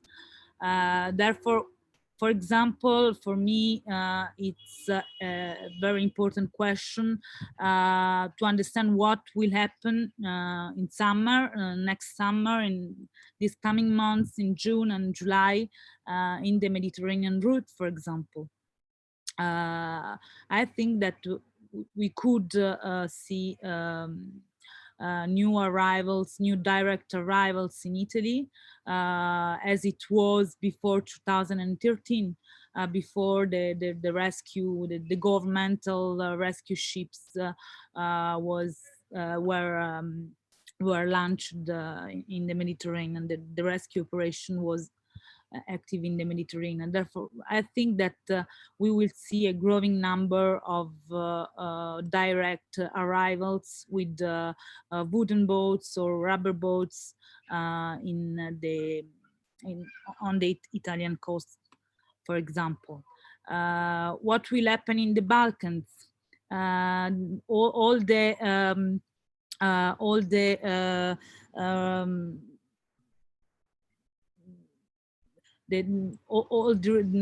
Dublin reforms, the tentative to reform the Dublin regulation is basically blocked. Politically at the moment, nobody wants to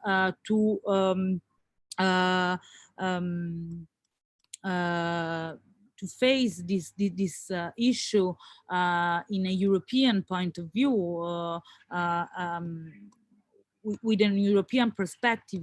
Nobody wants to reform the asylum law in Europe, neither to try to formulate a common migration policies in Europe. And I think that people in Greece and in Italy will that are staying in Italy and Greece will try to, irregular migrants will try again to cross illegally the border to reach other European countries. Therefore, I think that the irregular path to the Northern European country will be reactivated during the summer. I think that we will see this kind of conflicts in the coming months be outbreak very quickly. I don't know if there are some other question for Caterina, some other intervention, and otherwise I think that we should connect with the Lombardo. Bernardo. Okay, so my colleague just called right now and said that they are stuck in the board meeting because he's also responsible for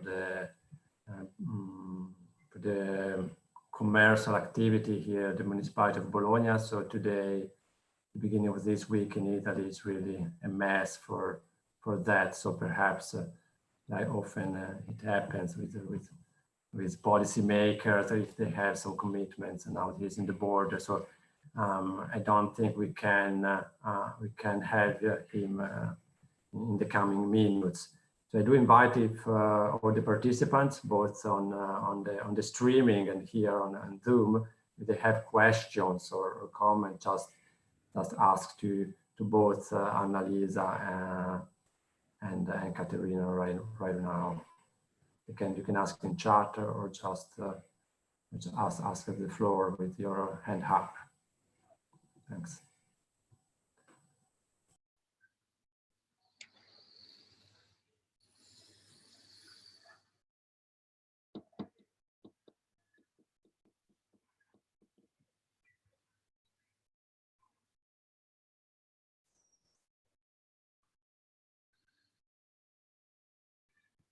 Okay.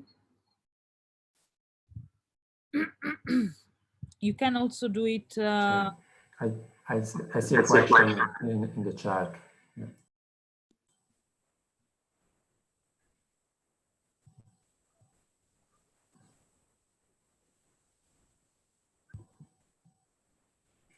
Annalisa, do you see the Zoom chat? Yes, okay. But I haven't seen. Okay, down the description. Okay. Shadi Shabatz is doing another question. The description of the situation was very clear and detailed, and it seems like a lot of difficult moments are coming. Stefano Marinelli is asking a question for me. Over what time period do you see the issue with immigration that you outlined taking place? Well, I think that usually talking about the Mediterranean route, we know that during the summer, usually the migrants arrivals usually is growing because the weather condition improves and for a lot of reasons basically linked to the sea condition and the weather condition. Also, it seems that the situation in Libya is not improving. Therefore, also we could foresee that the traffic, the traffic of human beings should be like in the past months, one of the pillar of the illegal economics of the country, economy of the country. Therefore, I think that if nothing change on the ground in Libya, we should, of course, if nothing change on the ground, and this is one of the issue, of course, because as you know, the situation on the ground is very fluid. But if nothing change, we could, in the coming months, see a lot of direct arrivals in the Italian coast, new shipwrecks, because of course if you don't have rescue boats, rescue vessel, you should have more shipwreck, more tragedy.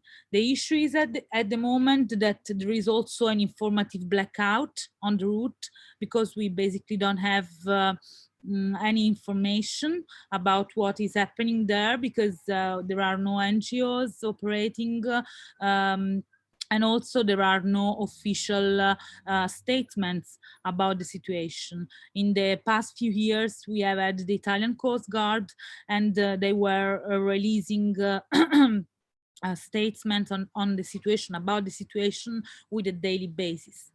But now basically we have also a blackout on the situation on the ground. We just have this volunteers network that is called Alarm Phone. That it's an European network, a network of volunteers all over Europe and North Africa, and basically they are monitoring the numbers of boats that are departing from Tunisia and from Libya.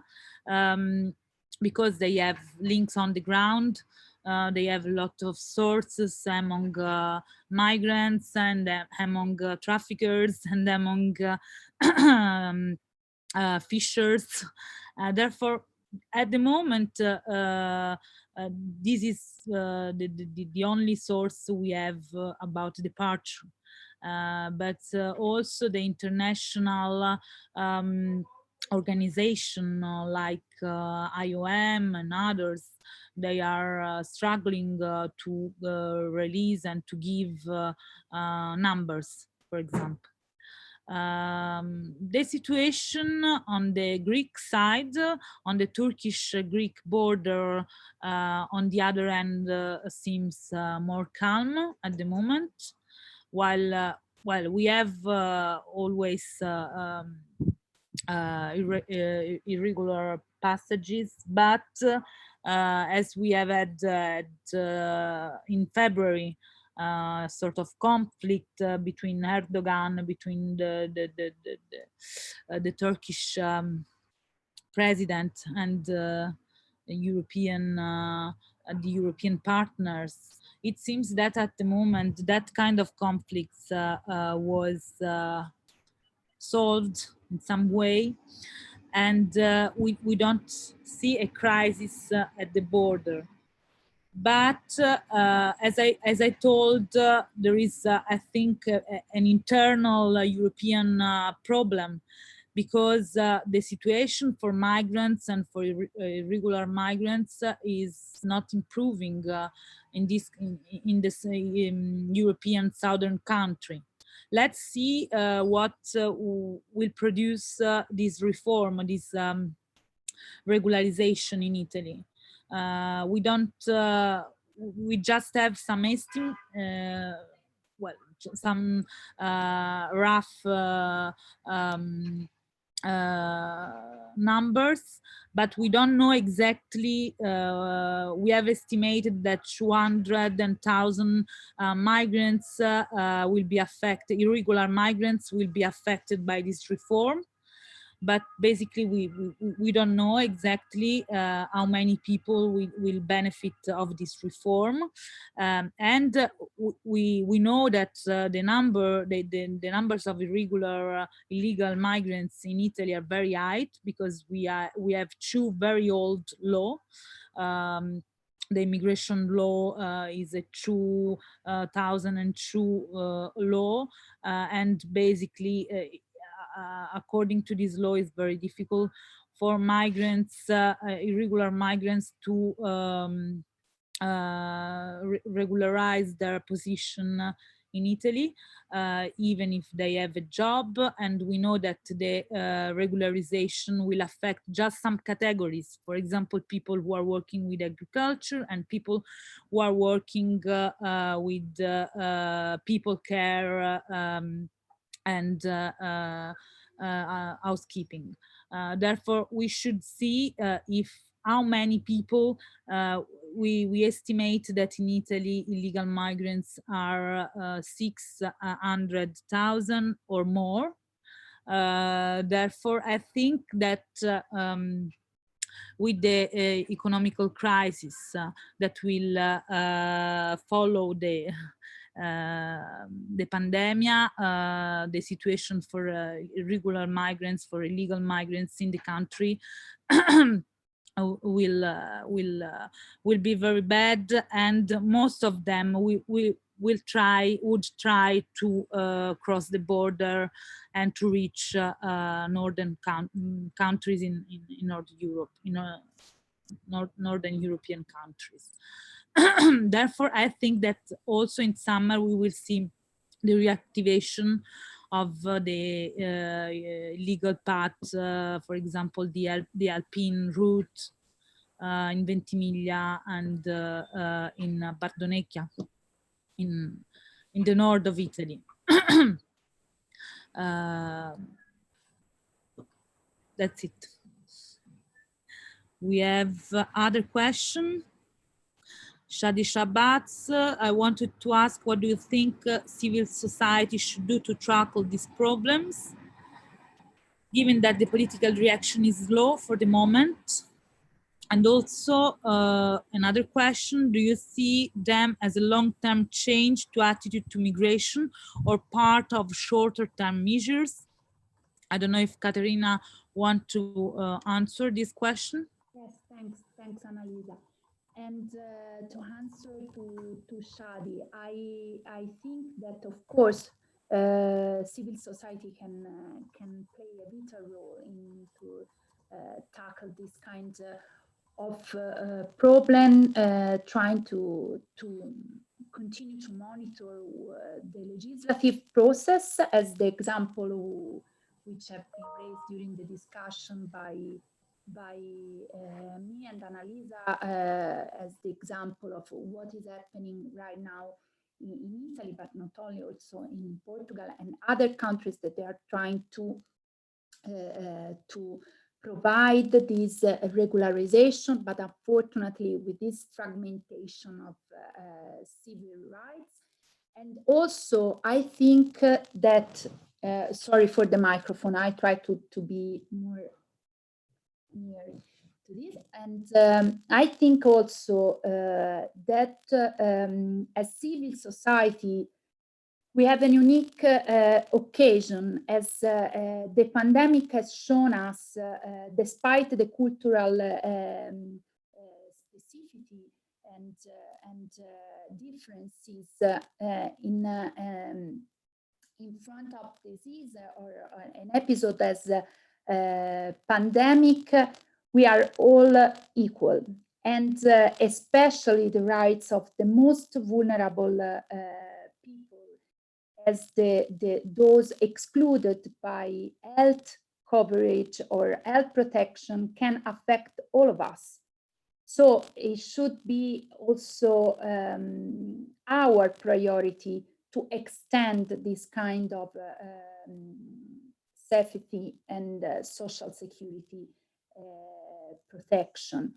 On the other side, we should monitor what our national governments are doing, because sometimes they keep it low, but they are doing more than we would think.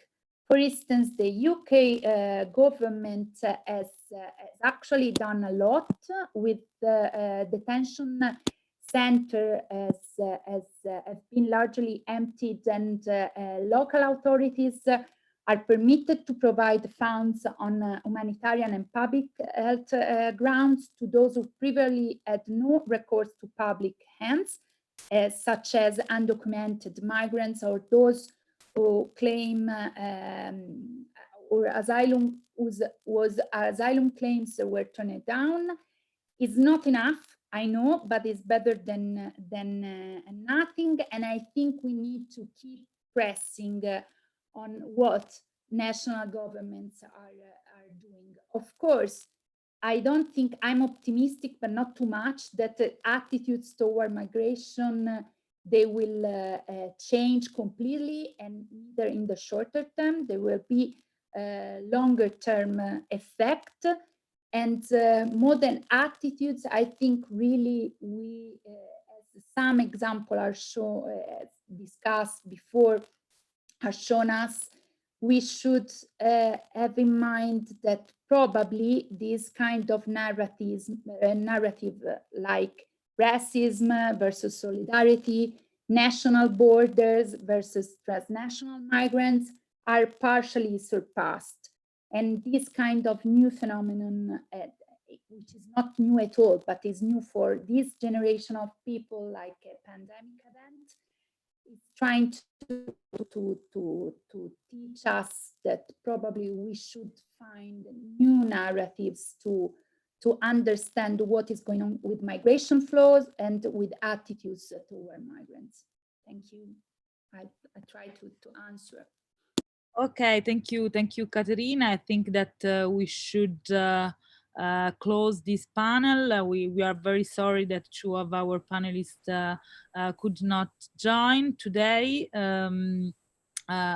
If I could add, I think, as Caterina said, that this new attitude is not a new attitude. We have seen in the past few years this kind of attitude growing into civil society, and then and also being hegemonic in the government, in the European government. And it seems that the policy is not to have a policy, not to have a long-term migration policy for our country and in general for the European Union sphere. And well, I think that as civil society and as experts, we should do a great job, a great work to build up an idea and to transmit the importance to have a long-term attitude and long-term policy to manage migration in the coming years, not in the coming months, just in the coming months or with an emergency attitude. That's it. Thank you very much to everyone, and I leave the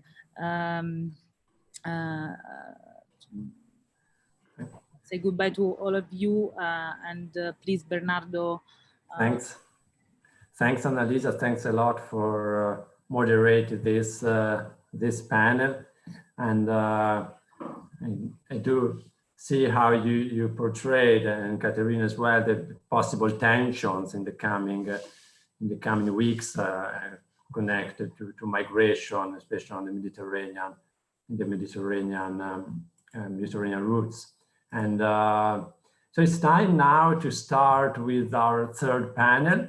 And in this third panel, we will discuss about the future of peace building after COVID-19. So the idea is not to discuss about peace building during this challenging time, but after. And this means to discuss about the future. So about the long-term trajectories of peace buildings. And we said the next decades, but we are curious about the coming years in general. We have outstanding speakers in these panels that I would like to welcome here virtually in this room, and to thank them for their time and availability. So let me present them just in one method. So first of all, we have Bert Koenders, that I see that is connected. Thanks for joining us. Bert Koenders is former Minister of Foreign Affairs of the Netherlands, and is currently Professor of Peace, Justice and Security at Leiden University, and currently serves as a Special Envoy at the World Bank for Fragile States. Has an impressive CV, and I will not go through it right now. And then we have Sonia Reines-Givandes. This is the Executive Director of the European Peacebuilding Liaison Office, EPLO.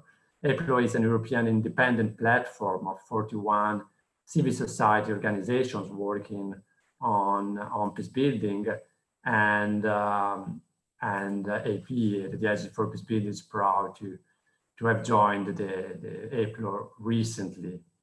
And as third panelist, we have Stefano Ruzza, that is the head of the Torino World Affairs Institute and responsible for the Violence and Security Program. And he's also assistant professor of Peace and Conflict Studies at the University of Turin. And finally, we have Professor Francesco Strazzari, as professor of international relations at the Sant'Anna School of Advanced Studies in Pisa, at adjunct research professor with the Norwegian Institute for International Affairs. I would like to remind to all the participants, both in streaming and in Zoom, that it's possible to ask questions and make comments in our chats. So let me start with Bert Koenders. I would like to start with the current situation, and in particular with the call of the UN Secretary General for a global ceasefire. We have seen mixed results so far. I don't know, based on your long diplomatic experience, do you think that the current emergency situation is offering a window of opportunity for peace agreements? Well, thank you very much, Bernardo, and thank you. It's a great pleasure to be with you this morning, especially since it's an invitation from the Bologna Peacebuilding Forum, my old school. So I'm very happy to be with you this morning. Look, on your specific question, I think this pandemic that we're seeing right now is now testing the limits of the United Nations system. It's a test for United Nations member states in if they succeed in working together on COVID, and it's a test on the future, I think, of the multilateral system. We see now a very interesting phenomena, and I'll get to the ceasefires in a second. This is a virus, obviously, that only discriminates as to vulnerabilities. It's synchronized over the world, even if there are different degrees to which extent we see at the moment COVID in countries. We see a lag time, especially in Africa, in parts of Latin America. We know that it's still unpredictable, but we know at the same time that there are very crucial secondary effects which are important for the UN. They are very quickly the risk to our mediation mechanisms that we see right now.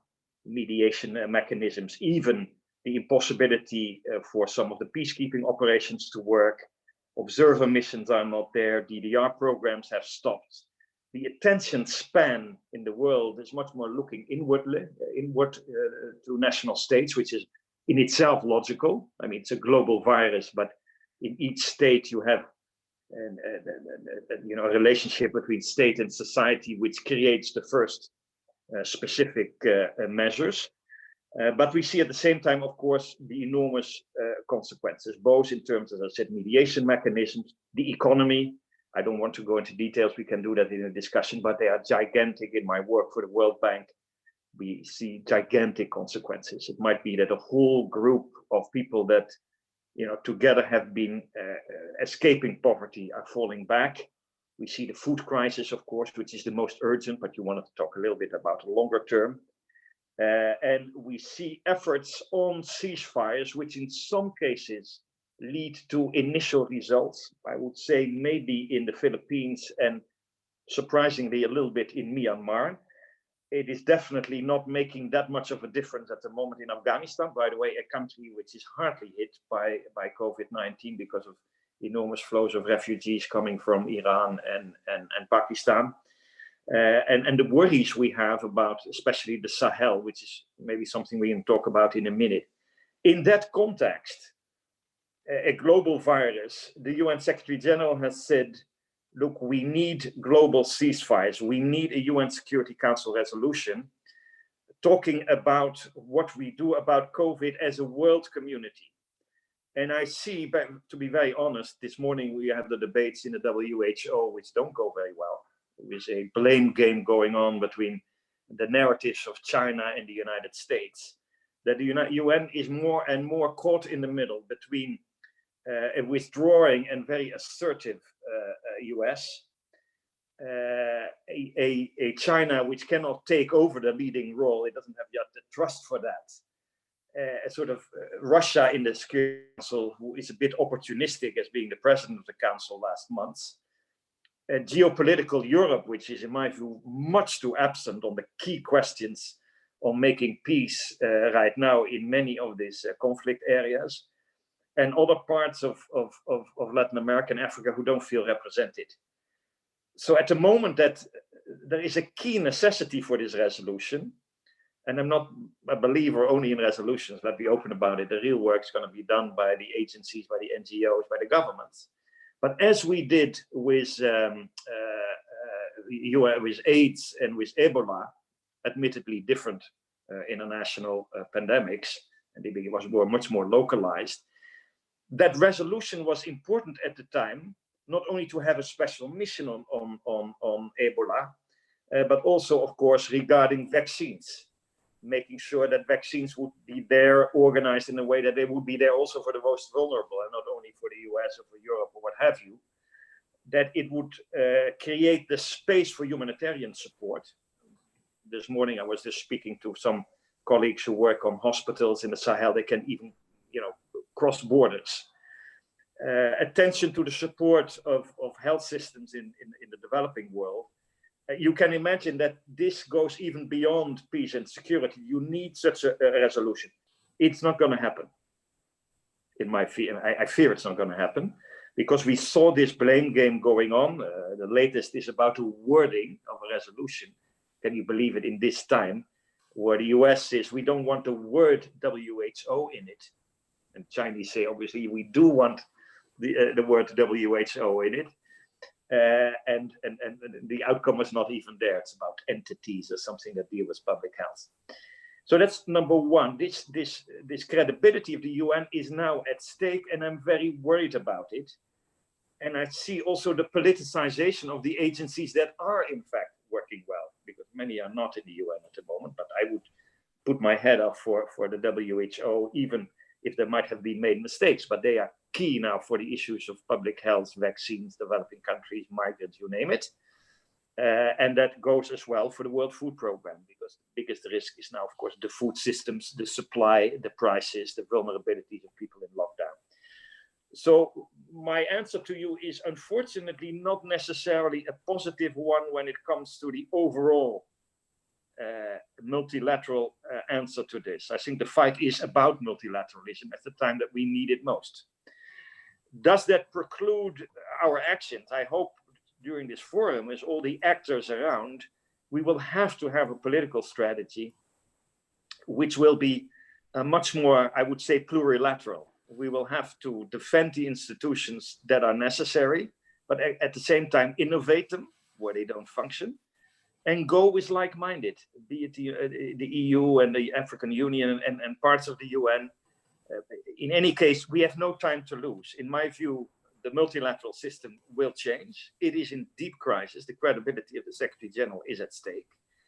But nothing is preordained. And so my honest answer to this is, I see some individual cases where actually the fact that, you know, all the attention has now to go to the crisis, that fighting in itself will even put more people at risk on both sides sometimes of a crisis, can nevertheless lead, as some special envoys of the UN are doing in specific cases, help the peacemaking process. And maybe we have to forget at this moment at the leadership of the Security Council and work with plurilateral alliances, if that's a good word, I don't know, to make this happen. And I see some possibilities in some countries. I mentioned already, even Myanmar, which is in a general, of course, a very negative example. They have kicked 1 million people out of their country.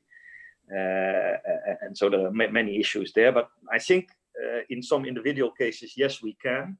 And we should think through maybe alliances of groups that don't work very much together normally to do this. I think especially in Burkina Faso and other places where, you know, there is such a quickly deteriorating security situation, so many people are at stake, that at least all efforts have to be combined by us to help this process.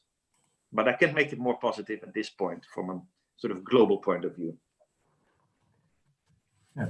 Thanks a lot. Thanks a lot for these insights that are really from your daily work and extremely interested. You describe a multilateral system that is that has some challenges. Let's say it's not broken, I would like to say, but has some serious challenges, especially at the UN level. And but I was wondering also about the others international organizations, the roles that they can play. You are currently act as I said, as the World Bank Special Envoy on Fragility, and what role do you think an organization as the World Bank can play about that?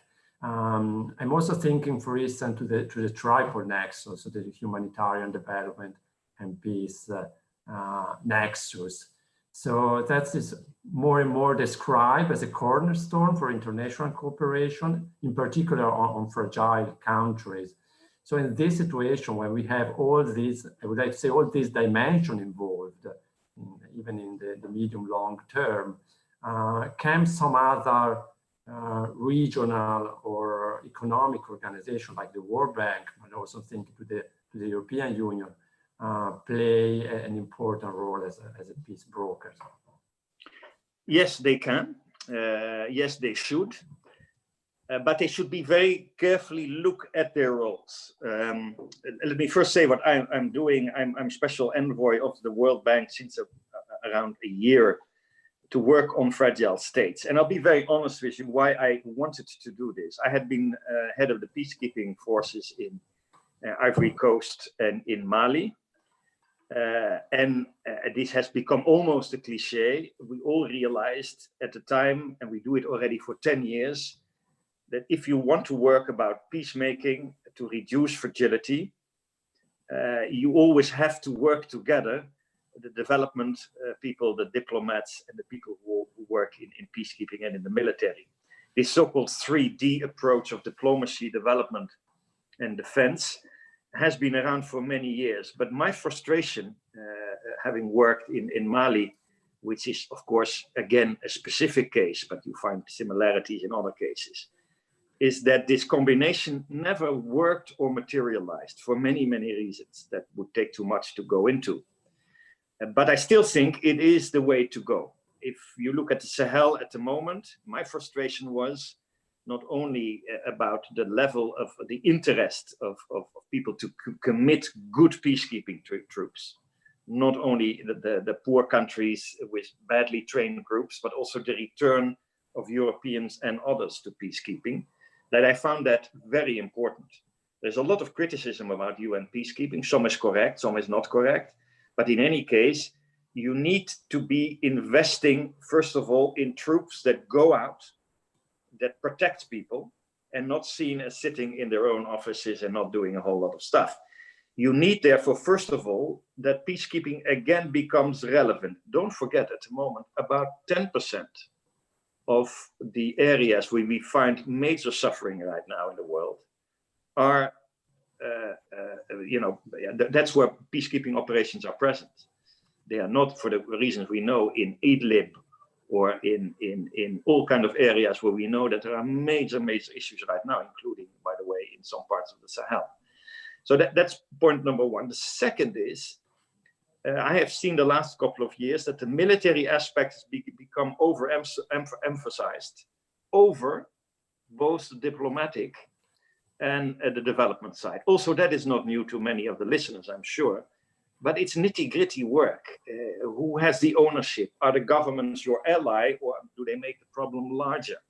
This is a major issue. My sense is that the working with local communities, especially in peacemaking, and in that context, protecting local communities by, if it's necessary, only military force, that combination is still not there. And I think it is crucial that international organizations together, obviously, especially with local communities and NGOs, work on this.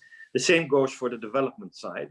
And it is my goal in the World Bank. By the way, we have a new fragile state strategy. The World Bank has become maybe now the biggest player in this. They have a capital increase, which is gigantic. We have to do more about fragile states, because we know that in 2030, if we want to reach the Sustainable Development Goals, that will, we know that the poverty will be to 50 to 70% in those areas.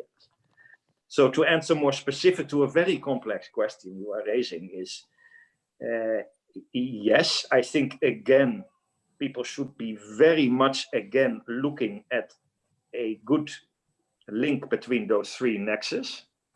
And I think, strangely enough, the diplomatic side has to be reinforced. If I'm working in Mali and they send a special representative of the United Nations, but nobody takes care of, what are the risks in the neighboring countries in supporting all kind of military weaponry and so on, or the diplomatic support to make peace, it's not going to work. And you see in the last couple of years that especially the defense departments, and I have nothing against defense departments because we needed very good troops, but have lost out to the diplomats in the world, both locally, especially locally, but also internationally. So again, there, I think that has to be reinforced. And I think the European Union can and should play a major role in this. And this is a major challenge, because I see everywhere now with COVID and the enormous consequences also in Europe, especially now. I feel very much for the Italians and the solidarity we need in Europe. I'm saying that also as a Dutch citizen. My government at the time, we would this policy has to be one of solidarity. But even that is difficult in Europe.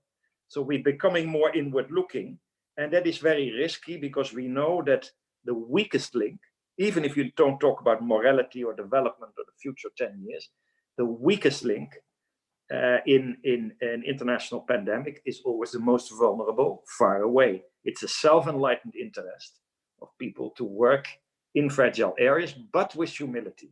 I think that's very crucial. With humility about what's going on, who the local players are, not putting your instruments and then apply them to any situation in the world. If we do that the same, the World Bank with a fragile state strategy, it's much more now about the historical trajectories, the local players, how you can catalyze funds to be able to make sure that the vulnerabilities of people are decreasing. That agenda is still there. And I think fora like this can really contribute to helping the nexus between those three elements. And all realize, I think, especially when you talk about the key area of humanitarian and development in the Sahel for the next 10 years, that will be absolutely a key one. And we need the big players who can create work, who can look at the relations in the climate conflict nexus.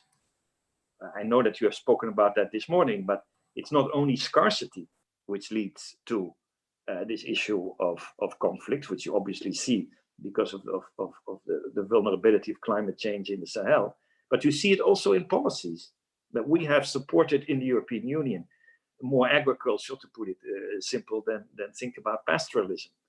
Yeah, we know now this leads to enormously, or co-leads to enormous ethnic differences and risks. So again, there, if our development people, the long-term development people, are not looking at this and have results-oriented policies in terms of jobs and in terms of medium-term reduction of risks for people, I think we will see some of the conflicts that we see expanding in Burkina and in Niger these days, even larger than now. And it means for the Europeans, my final word on this is look to Africa not only as a risk of refugees and terrorism, but as an opportunity and a necessity to create partnership. And for the Bologna Center, it's interesting. It's not just a development partnership or a humanitarian partnership. It is also a political partnership of give and take.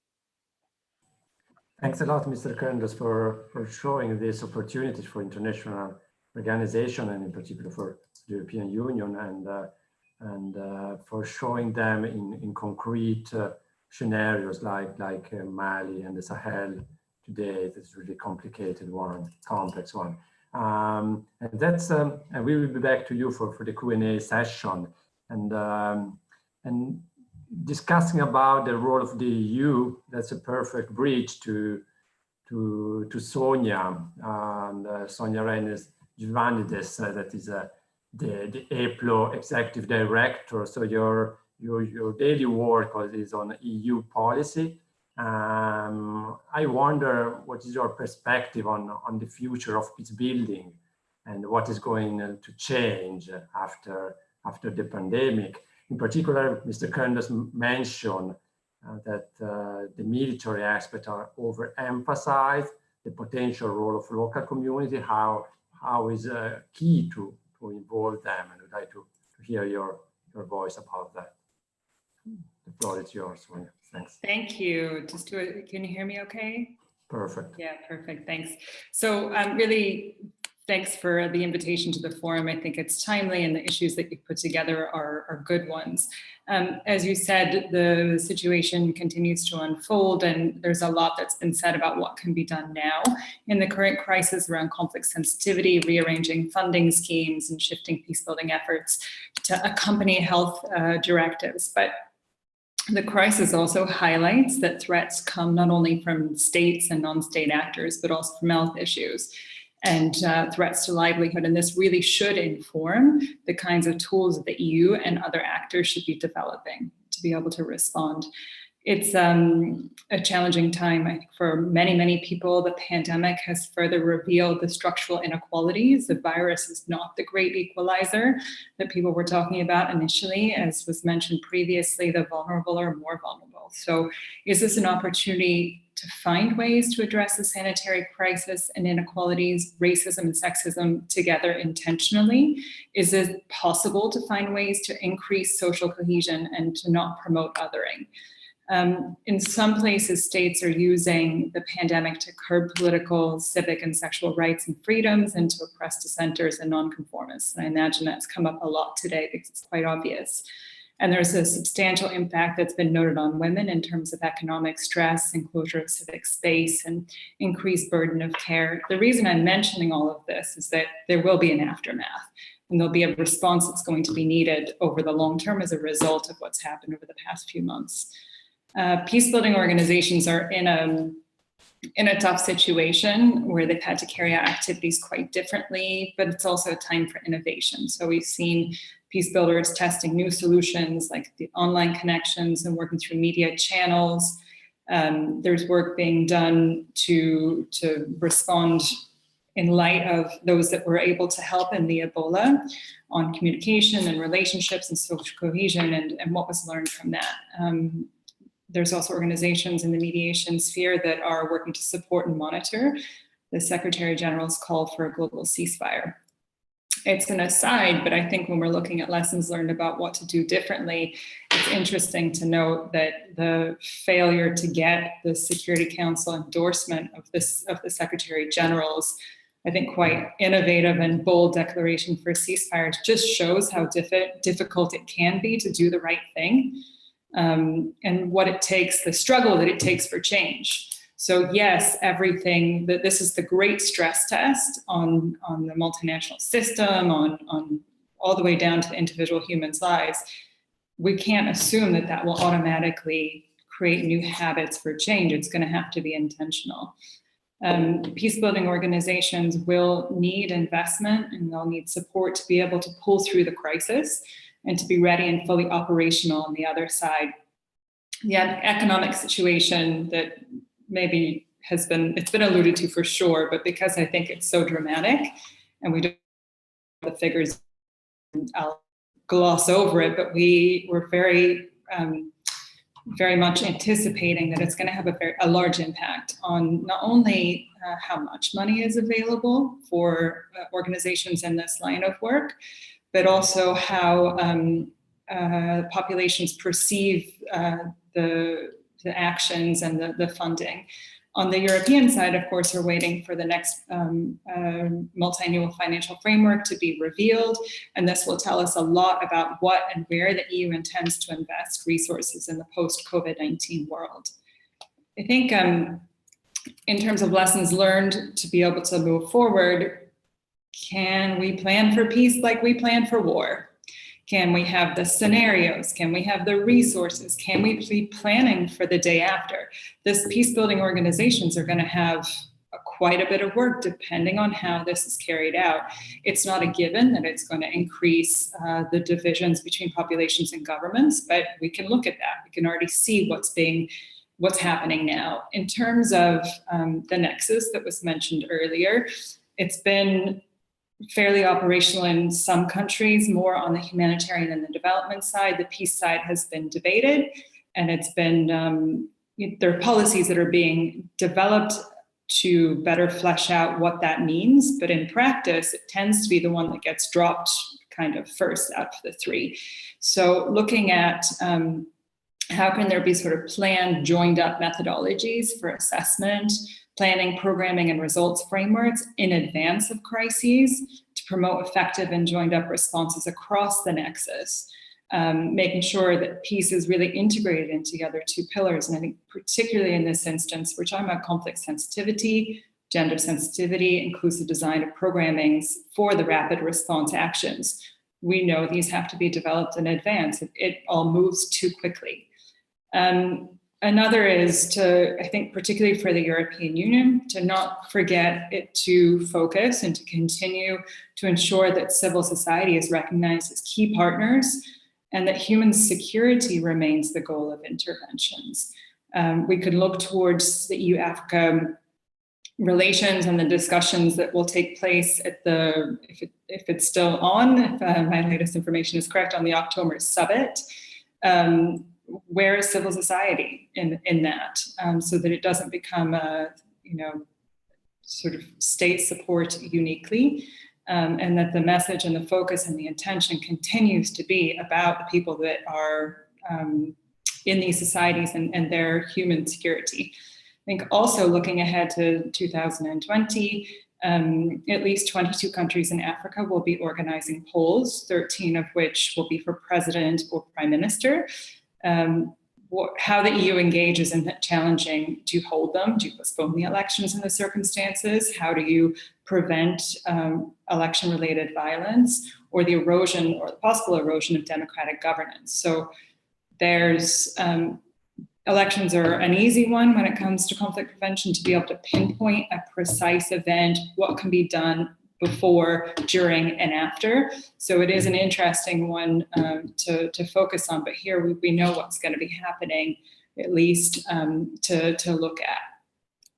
I think if we can pause and reflect, comparing and contrasting what's happened over the last few months, we can look at how to better support fragile and conflict-affected countries. Can we improve basic human security?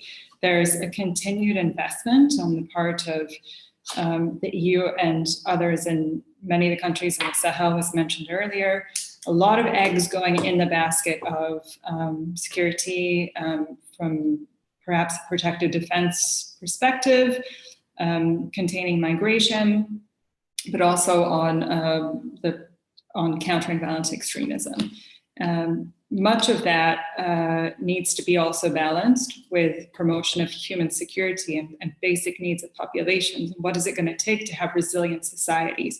So this should be, I think, an opportunity to again reflect the limitations of those approaches. So if it is that there's going to be an investment in the training of troops, the paying of salaries of troops, or the equipping, perhaps, as the EU is planning to try to do under the European Peace Facility, what problems will that solve and what holes does that leave? And where's the short term on this and the long term? But we know peace building organizations are gearing up to be able to do the work that they do on the ground.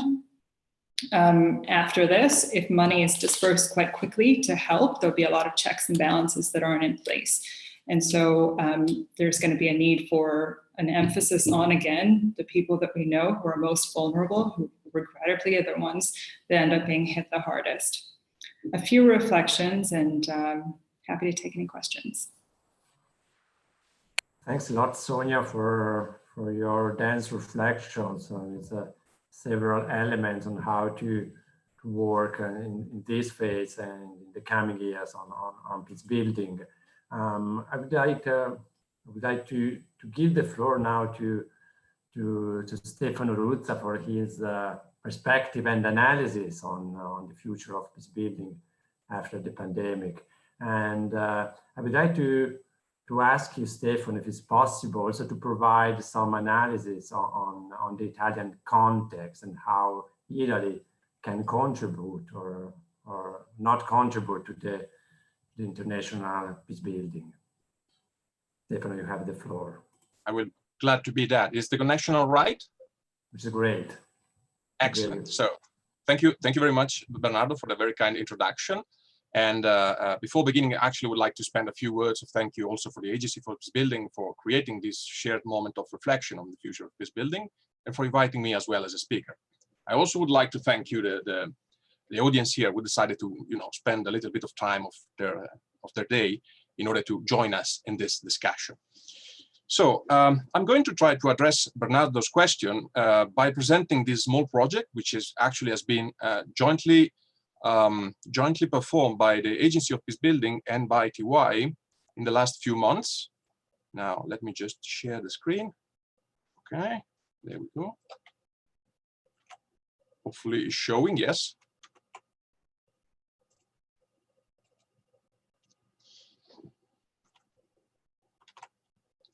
So basically what we're doing together is working on a special issue of human security, which is a journal published online by TY, the Turing World Affairs Institute, for which I work, besides working, of course, also at the University of Turing.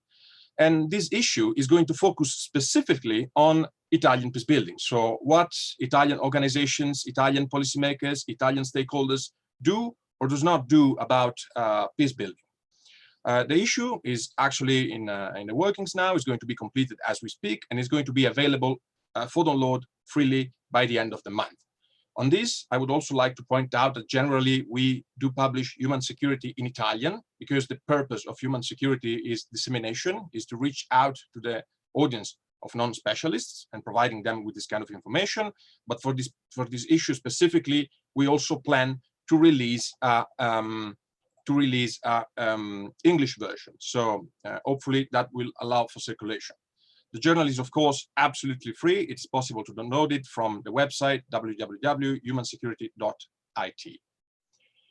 So how the research, or let's say this first preliminary investigation on Italian peace building has been framed, and what are the, let's say, partial conclusions we can use as of now. Last year, during the Stefano, sorry, we don't see the screen, but Okay, the unfortunately, let's try again. Otherwise, just go ahead, and I think we'll be fine. Okay. We follow you very well. Oh. Just make an attempt, otherwise, just Sure. go ahead.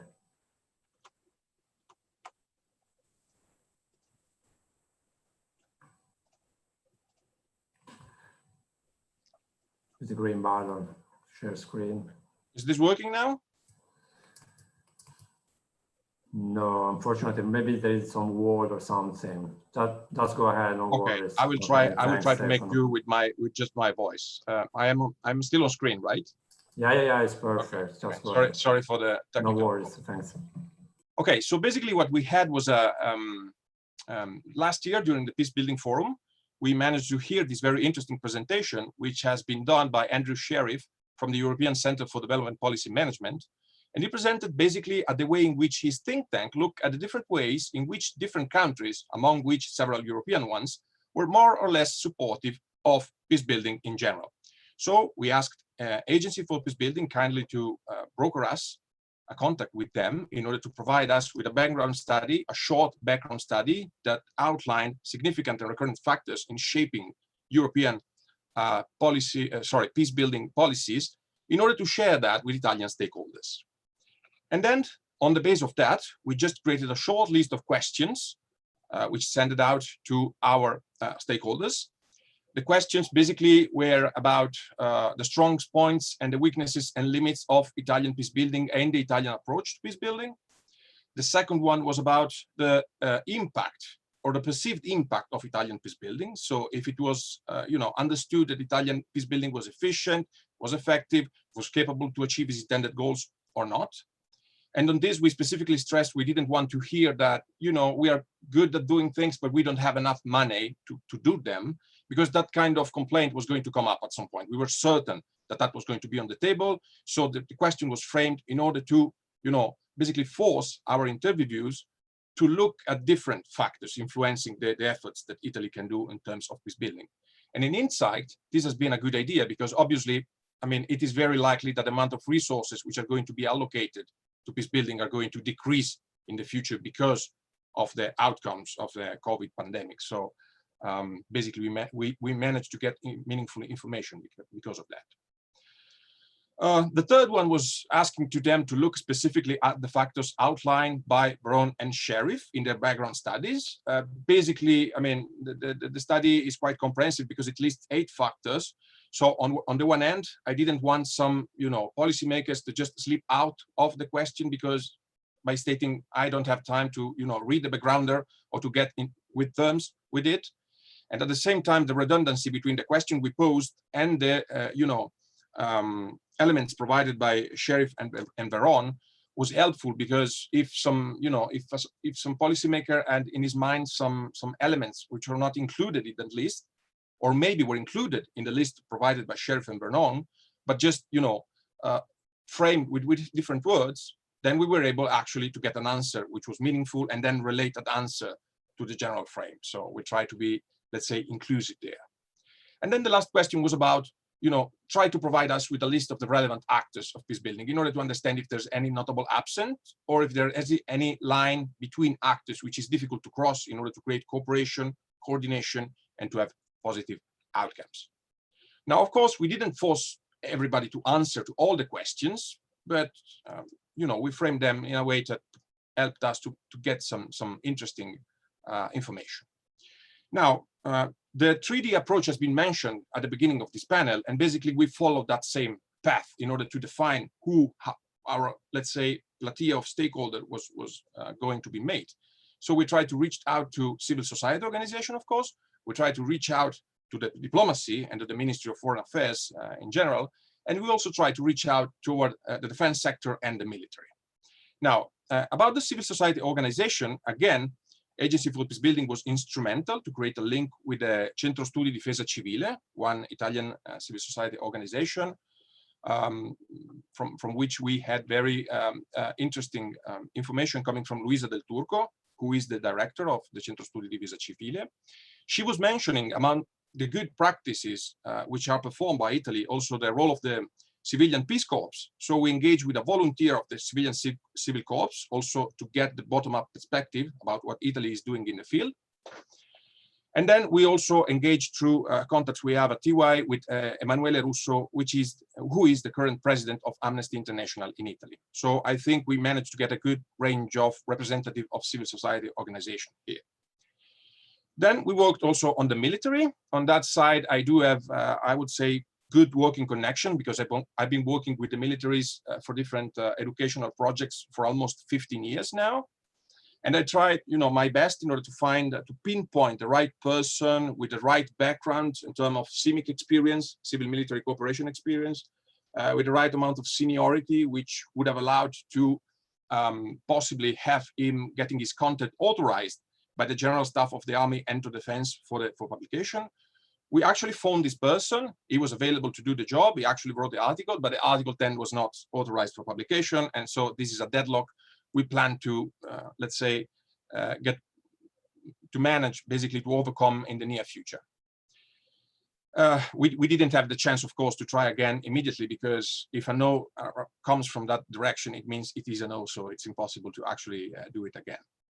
Then in terms of diplomatic... You have a couple of minutes more. Yes, yes. So, well, anyway, let me just say that we managed to get positive feedbacks as well from the Italian representative, the chief actually of the office in charge of the organization, sorry, for security and cooperation in Europe, the Italian permanent representative at NATO, and also the permanent Italian mission, the UN, actually stated formally interest, but we don't have an article yet coming from them.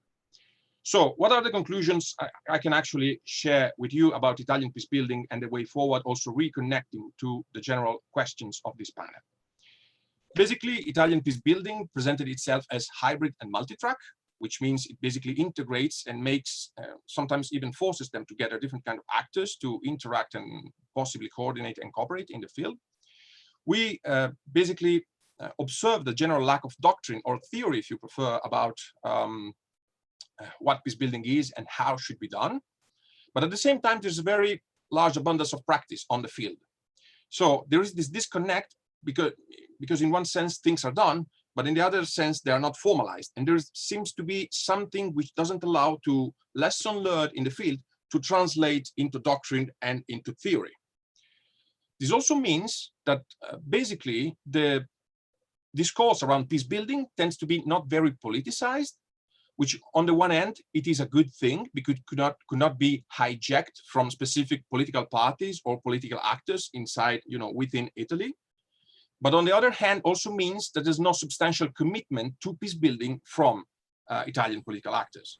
And this also reflects on the international sphere, because on the one hand, we do have a greater, I would say, local acceptance, increased local acceptance. We do have quite some very good practice that has come out in practice when operating in specialty fields like the protection of cultural heritage or agriculture. But on the one hand, of course, this also means that basically Italian peace building doesn't manage to have the visibility, let's say, or the pull factor that should be attached to the actual efforts which are done on the field. The question is open there, if it is good or bad to, let's say, improve the situation in terms of planning and central managing. I think it would be overall good, but on the same time, this also opens up to some risks. Now, and this is my conclusion, coming to the last remark, I picked up 2 of the 3 guiding questions of this panel. On the first one, if the current emergency will eclipse the work for peace, of course, there are going to be challenges and opportunities there. As I mentioned before, probably resources allocated specifically to peace building may be reduced, but I think it's important to look at peace and security not as some sort of zero-sum game.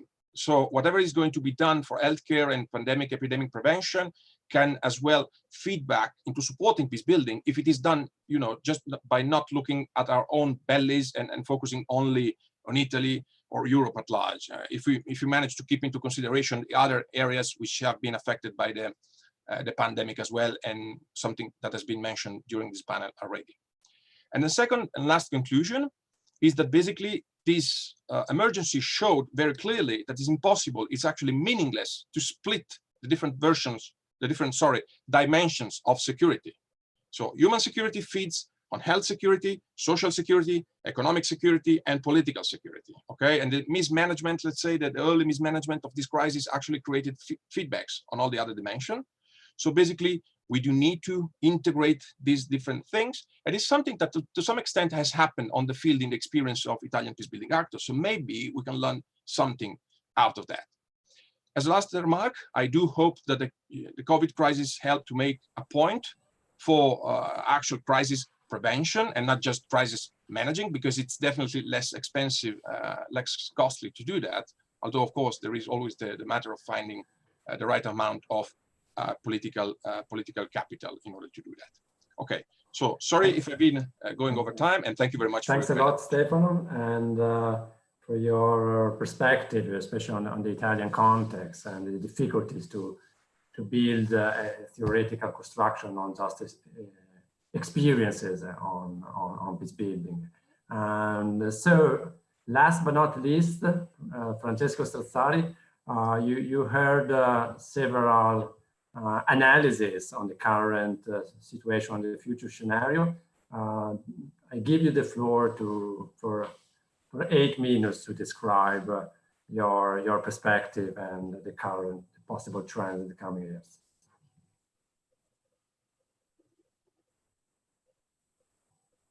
Thank you, Bernardo. I hope you all hear me well, and please don't hesitate to interrupt me when my time is up. Thank you for everybody for being here. I'll just try to put together a few insights that follow from some reflection that I shared with some colleagues about ongoing trends. And I would just start from to think about the future of peace building by putting that in the broader and deeper trajectory of its origin. We all remember the time when peace building emerged as a set of practices that challenged the way the mainstream representation of the world as the product of the inevitable collision between blocks was producing a gloomy scenario, and a few people, activists, intellectual dissidents in the late 70s, early 80s started challenging that idea that was basically the architecture of the Cold War by thinking as if geopolitics didn't exist. And peace building was very much a subversive practice of society to society links that was later co-opted by the end of the Cold War as part of the agenda for peace building by the United Nations. And I'm reconnecting here with what Mr. Kunders was discussing. In the moment in which the Cold War architecture collapsed or imploded, and we developed a way of thinking that was engaging the constructive view of building peace as opposed to just containing war.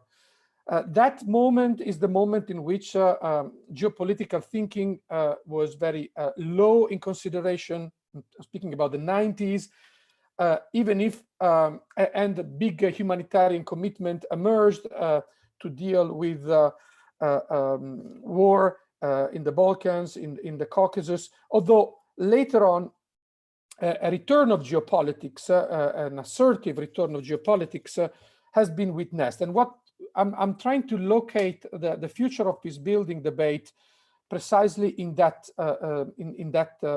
moment. That is the moment in which ideas, structures, infrastructures, organizational assets have been developing for addressing armed conflict and for dealing with destructive management of violence in today's conflict.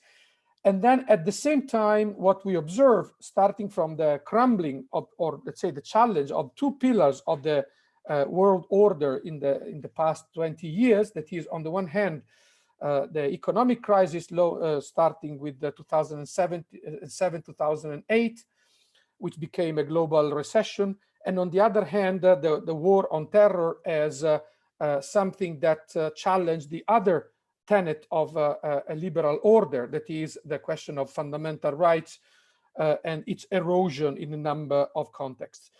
That trend is the trend where we are today, with COVID is exacerbating some underlying trends of erosion of what we have been have developed as a central, as a key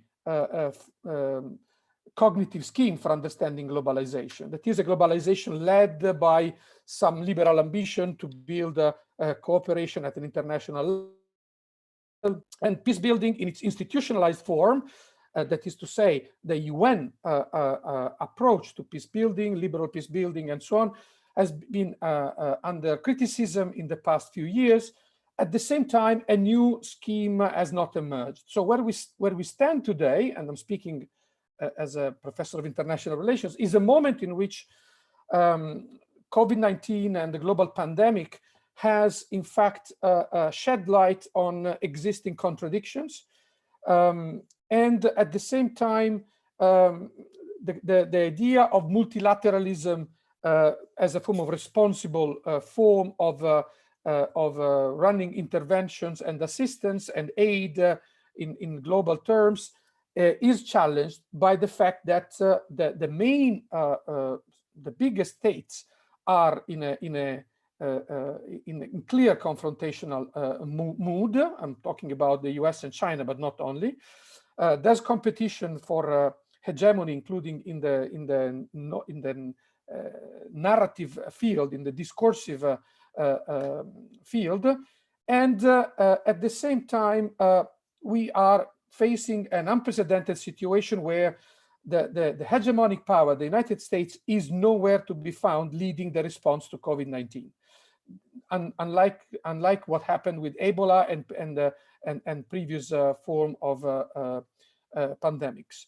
So we have a problem at the very top of the international system, and peace building is located in a moment where an order is clearly contested. It is contested in a number of ways, including by what I call COVID populism. That are those militia-like armed activists that patrol the governor's buildings in the United States in synchrony with the White House. This is something unprecedented somehow, and that are challenging restrictions, that are endorsing an idea of freedom in terms of individual freedom that is propagating worldwide, and that has its own doctrine. If you look at what, for example, the Center for Geopolitical Futures writes, I'm talking about the former director of Stratfor, one of those think tanks that try to fuel our thinking about the future.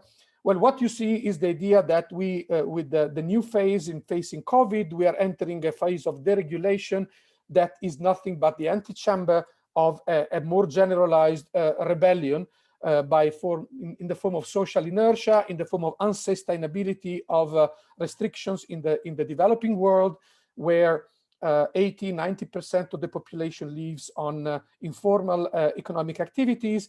What we will see is a kind of globalized rebellion against the elites, which will undermine the liberal order in its final form. And goodbye peace building in its multilateral form, goodbye attempts to give a multilateral response shape to the challenges that we have been discussing today.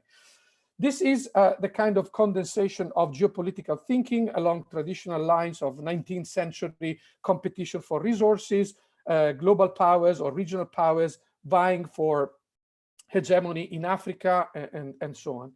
Is that the only game in town? No, it's not, of course. There is an attempt to realign in what we have discussed. Mr. Koenders spoke about plurilateralism, which I find an interesting image, a way of, finding new forms of alignment in solving the problem of collective action at the global level. This is the context where peace building emerges. And if sovereignist doctrines gain the upper hand, it is clear that peace building is condemned to go back to where it came, that is, to a kind of subversive practice that sees a liberal sensitivity connected with grassroots activism in the form of civil society organizations that are seen with an eye of skepticism, if not hostility, by state practice. This is already happening. I mean, if you talk to civil society... Just 1 minute, Francesco. Yes, Thanks. I will conclude on that. If you talk to, and I've been doing a lot of research in the Sahel, if you talk to civil society organizations in the Sahel, in North Africa, you often find them, and you even find EU officers describing them as, they used to be our allies, and now with the refugees, migrants, containment policies, and so on, they're often at the other side of the street. They are considered no longer the articulation of a global project, but they are seen as watchdogs critical of state practice at a number of latitudes. All of that, and I will want to conclude on that note, suggests that the tectonics of global politics are on the move. They're clearly moving. Peace building is something that is very much based on a trajectory of institutionalization. To some extent, it is being deinstitutionalized. It's going back to civil society and oppositional form. But this is not the last, at the end of the story, because the production of collective action, even if you look at pandemics in the 19th century, has always brought about new forms of cooperation. And that is an optimist element. I do believe that there will be new forms in which peace building will exist, will be funded, and will re-aggregate collective action at the global and regional level. Thank you very much. Thanks a lot, Francesco. A lot of trajectory insights indeed, and very interesting to hear also about this potential move back also to the grassroots level. And I would like to read the questions right now, just to give you just a couple of minutes each to conclude, and then we received several questions. We'd like to ask to start with the question I'll read all of them, and then I will give the floor to each of you for a couple of minutes in the same order. So first question to Mr. Kunders by Bernardo Mondani said that you talk about partnerships and you mentioned about the peacekeepers in Mali. And his impression is that the partnership between international organizations and the communities that they're meant to assist is weakened now. So this connection is really weak and is also undermining the role of international organization. And the question is if the UN can beat this trend. It feels that the global ceasefire is an attempt to do that, but it's the right step in the right moment. And then we have a question from Giulia Pasquinelli asking what are the odds that the EU as part of the response to COVID-19 will shift its focus and funding toward human security, including also health security, away from the militarized approach to security? And how can the NGOs collectively better or differently make a case for this scenario? And we also received a couple of questions for Stefano Ruzza. The first one is, how do you assess the impact of local lack of formalization among Italian peace-building activities of two structural elements? The first one is the fragility of peace and conflict studies at the academia, and the second one is a lack of interest to peace building and international issues in general among politicians. And these questions were from Professor Giovanni Scotto. And finally, from the question from Shadi Shabad, always for Stefano Ruzza, do you see peace building in Italy and the role of youth? Do you think that youth have a place in the Italian agenda on civil peace corps or on other issues? And I would like to stop here, and I give the floor to Mr. Kunders for a short reaction.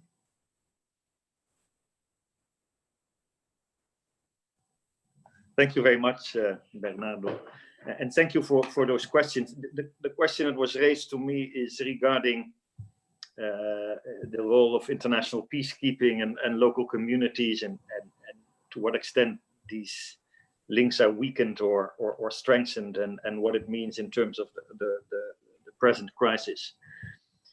Look, this is a complex question because in general, the criticism that we had also in our peacekeeping operation is that the way that we moved to the northern part of Mali was pretty slow in terms of the engagements and the support we had, both in terms of troops, as terms of economic means, as well as the opening of local offices to deal really with the local communities. And one lesson for me, which is not a very difficult one, but it has to one that has to be translated in practice, is early credibility of a peacekeeping mission. And normally what happens in the UN Security Council is that, as you know, there is a pen holder, a resolution is being developed, and then a mission is being organized with an enormous Christmas tree of different tasks. And all these tasks are important, but the means to do those tasks are not there. So it takes about a year or a year and a half before these peacekeeping missions are actually being on the ground in sufficient number to show credibility in all these areas in a combined effort. And in that year, the crisis is very large. So you see often a delinking of the expectations on the one hand of the population, who want blue helmets to be a sign of hope, the blue collar as something that helps, that protects, that gives a new, basically a time for local actors to come to peace, because that's what peacekeeping is. It's not a military action. It's including the military means to gain political time to come to conflict resolution. That is a major problem. And one of the suggestions being made very often is that in the way we do these missions are much more earlier on discussed in terms of what its credibility is, what its means are, and what then a realistic mandate is. You can have a great mandate, which everything is in it, but if you don't perform on that, of course, the credibility is very low. The second aspect on this is, I think, an increasing question also for the peace-building academia. Normally what happens is, if you have a peace agreement, which is then supported by peacekeeping and which has to be supported in a way by local communities in terms of new development, in terms of decentralization, giving people who have not enough voice, especially in the periphery of countries, new opportunities, that is something which could and should be strengthened much more, in my view. And what happens is that often government is part of the solution and part of the problem. And we see, especially in the areas of the Sahel, which is just one example, that bad governments and exclusionary governance is actually more part of the problem. And therefore, working with the government creates immediately the tension with local communities. Now, this is a very difficult issue because it's not that easy to solve, especially when these governments have come to power through a peace process and through elections. And you can debate if elections are always the right method, but nevertheless, often there is a change of government, a new credibility, a new beginning. And you see very quickly that the governments that you're supposed to support in expanding their sovereignty and their possibilities to develop also the peripheral parts of the country, they are more part of the problem. We see that very much now in the Sahel. And therefore, it is important, I think, that we look more critical at the divisions that we see in the world community, that are the part of the more authoritarian states in the world, including in the Security Council, say, okay, if we have sort of repressive solidarity, then there is stability in that country, let the peacekeeping mission deal with that, and then they can leave. Others would say that's exactly this stability of the graveyard, and we have to make sure that we are also critical of the governments, and sometimes that creates a tension with ownership. I think that's one of the key issues we will have to develop. How do we work with new governments in ensuring that local communities are actually emancipated? And there are issues, I think, strangely enough, paradoxically enough, COVID can give some element of new thinking in that. Because of the weakest link, because of the fact that COVID is a problem that doesn't discriminate against geography, And therefore, I think some of the community development approaches that are very urgent right now, that they could be combined with a discussion with local communities and the governments on sensible ways of very practical decentralization in countries. So you can, link some of the development and humanitarian issues with governance issues. There's much more to be said about that, but in view of the time, I will limit myself to this, Bernard. Thanks a lot, Mr. Candace. I go straight to Sonia for her reaction. Thanks. I don't know if there were any questions pointed at me directly, but picking up on the last comment, I think we need to take the opportunity to reflect. Governments that are trying to support regions like the Sahel need to take the opportunity to examine. And I think there is potentially very much an over-focus on governmental support. There's a reason why things are taking place in the Sahel as they are, as there's much that's reported on it. But there also needs to be a willingness to change course and a little bit more humility on the part of some that are investing heavily in the region to maybe say we need to, again, not put all of our eggs in one basket, to play the short game, but also to play the long game. So sending a signal to the support for human security, listening to what civil society in that region in particular are asking for. They're also asking for education. They're also asking for a variety of other things. Another thing that came up in the discussion was on this question of sort of who are peace builders. And I think we need to take a large view, and particularly in this particular situation, is it really just an approach? Is it an approach that can be done by many people? And in fact, it is.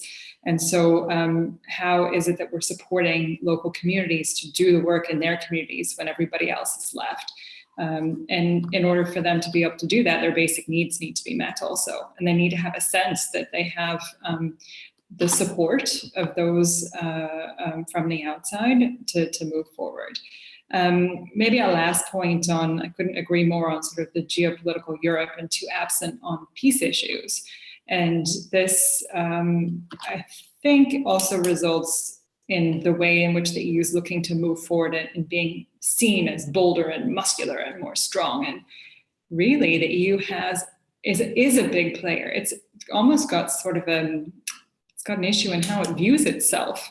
And it does have leverage. It's the world's leading aid donor, and it's set up very differently in how it comes out after this and how it moves forward. It's almost like, clean up the closet and go find your Prada purse in the back. You have it, put it forward, and use the leverage to be able to match and put it all together. So we're talking about the integrated approach to conflict and crises.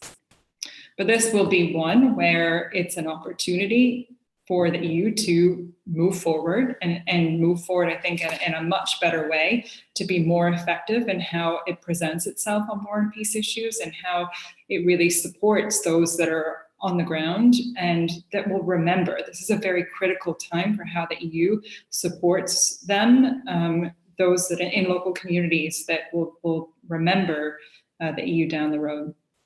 Thank you. Thanks a lot, Sonia.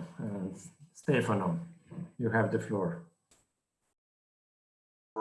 Right. Thank you very much for the very interesting question.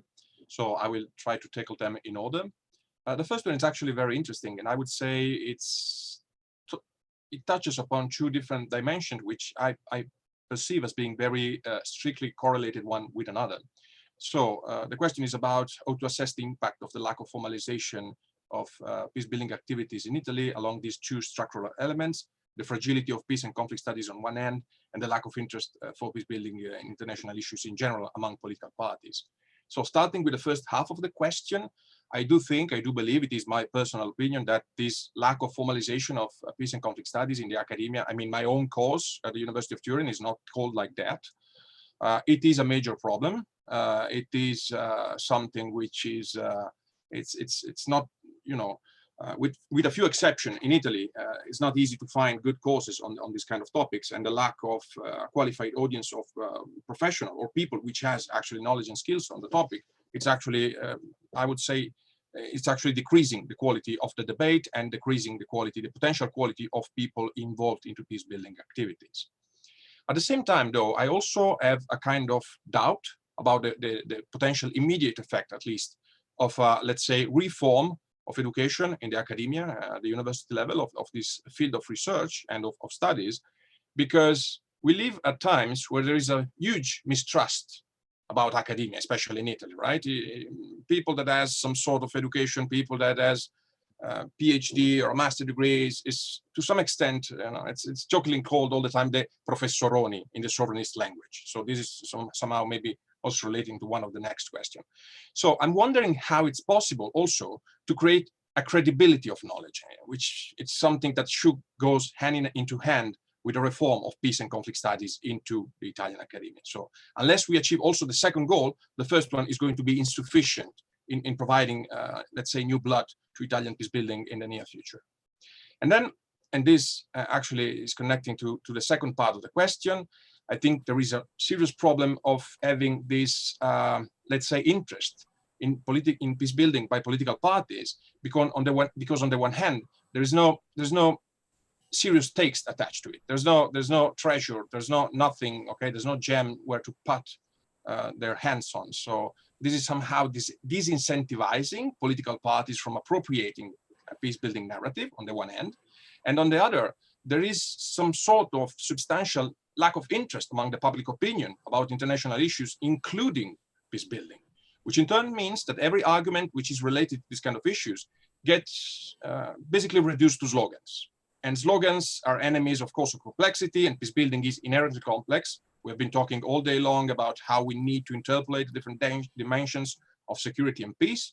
So unless, let's say, there is some change of pace among the public opinion, and unless there is a reform also about the doctrine of peace building, I don't think the Italian political parties are going to actually join into that narrative, which, as I said before, it could also be a positive thing because it avoids, let's say, the hijacking of the issue for specific political agendas.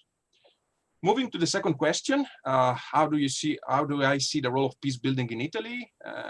The place that young people has in this agenda, different from the Corpi Civili di Pace.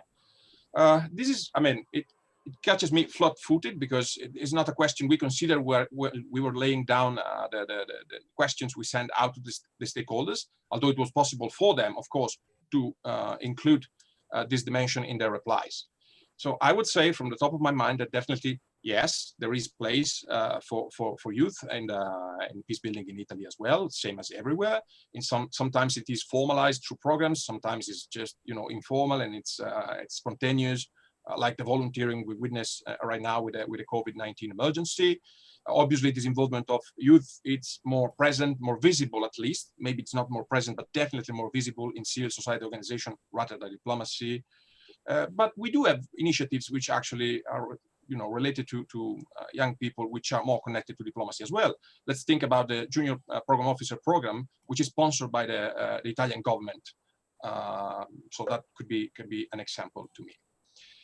So the question for me becomes, how can we incentivize and enhance the impact of youth involvement in peace building via formalized action? And from the top of my mind, I would think that maybe, given time, something like what happened with the Women, Peace and Security Agenda, United Nations Resolution 1325, may happen as well with regard to the newer Youth, Peace and Security Agenda, Resolution 2250.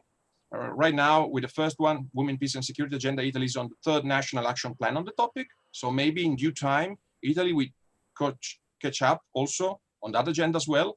But for this to happen, probably advocacy and pressure coming from youth, it's going to be necessary. And I think if that pressure managed to get the point, then the ground will be easy to defend because it is the kind of issue which is not has been stolen by populist parties yet. So, thank you very much. Thanks, Stefano. Last reflection from Francesco Stolfari. You are mute, still mute.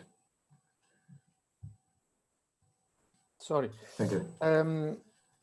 Yes, I mean, I do think that we live in an era where much emphasis has been put on stabilization, and stabilization is often put as a kind of precondition for then running peace building. And having the two work together, with stabilization often having a conservative connotation and peace building having a connotation of transformation, regeneration, and progressive direction of history, is not easy. I think what is really missing in the debate today is a reflection on who is the subject, meaning the actor that can take those values that peace building has cultivated in the last 20 years and upholds them in international arena. Let's look at how our life is conducted, including this conversation today. Everything is digital. The digital world is a world where in China, our data are owned by the state. In the US, they're owned by the corporations. In Europe, it's the individual. It's a culture of rights. It's a culture of individual freedom. It's a culture of responsibility. Is the European Union in its geopolitical vision or in its international projection able to uphold and nurture the culture and the practice of peace building? This is a big question. And I think the only point where we stand a bit better than those who preceded us is in the fact that we do speak and we are connected in a better way in the transnational sphere than every other generation was in the past. We can communicate, we have infrastructures, we have a linguistic competence that allows to speak with grassroots organizations to be pervasive much more than in the past. So everything is disintermediated. And this is not only something that works for a sovereignist hypothesis, but also for a bottom-up and peace friendly definition of international politics. In that sense, I think there is some room for optimism. Thank you. Thanks a lot, Francesco. We are beyond schedule, and it's really time to wrap up and to conclude this edition of the Bologna Peace Building Forum. I would like to thank all the panelists from the panel that I had the honor to moderate, but also from the first and second panel. And they really contributed with a lot of insight from political institutions, the academia, and civil society organizations. A big thanks to all the participants that stay with us for one or more sessions to these forums. And I do think that your questions, your comments, I didn't read through all of them, are still available in the chats. And your active participation were really a key component of this forum. We will publish a report in a couple of weeks, and the main issues that were discussed will be there, like in bullet points, and that will be for further discussion and reflection, and we'll disseminate through all our channels. And we will continue our work on analysis, on peace building and conflict analysis, our rigorous analysis and informed actions on the ground as well. And I do think that we'll often cross paths with many of you again in the coming weeks. And we hope and we are confident that the next forum next year will be in person, and we'll have the pleasure to meet and not just connect through a platform. So for the time being, thanks a lot for staying with us. Stay safe and have a good rest of the day.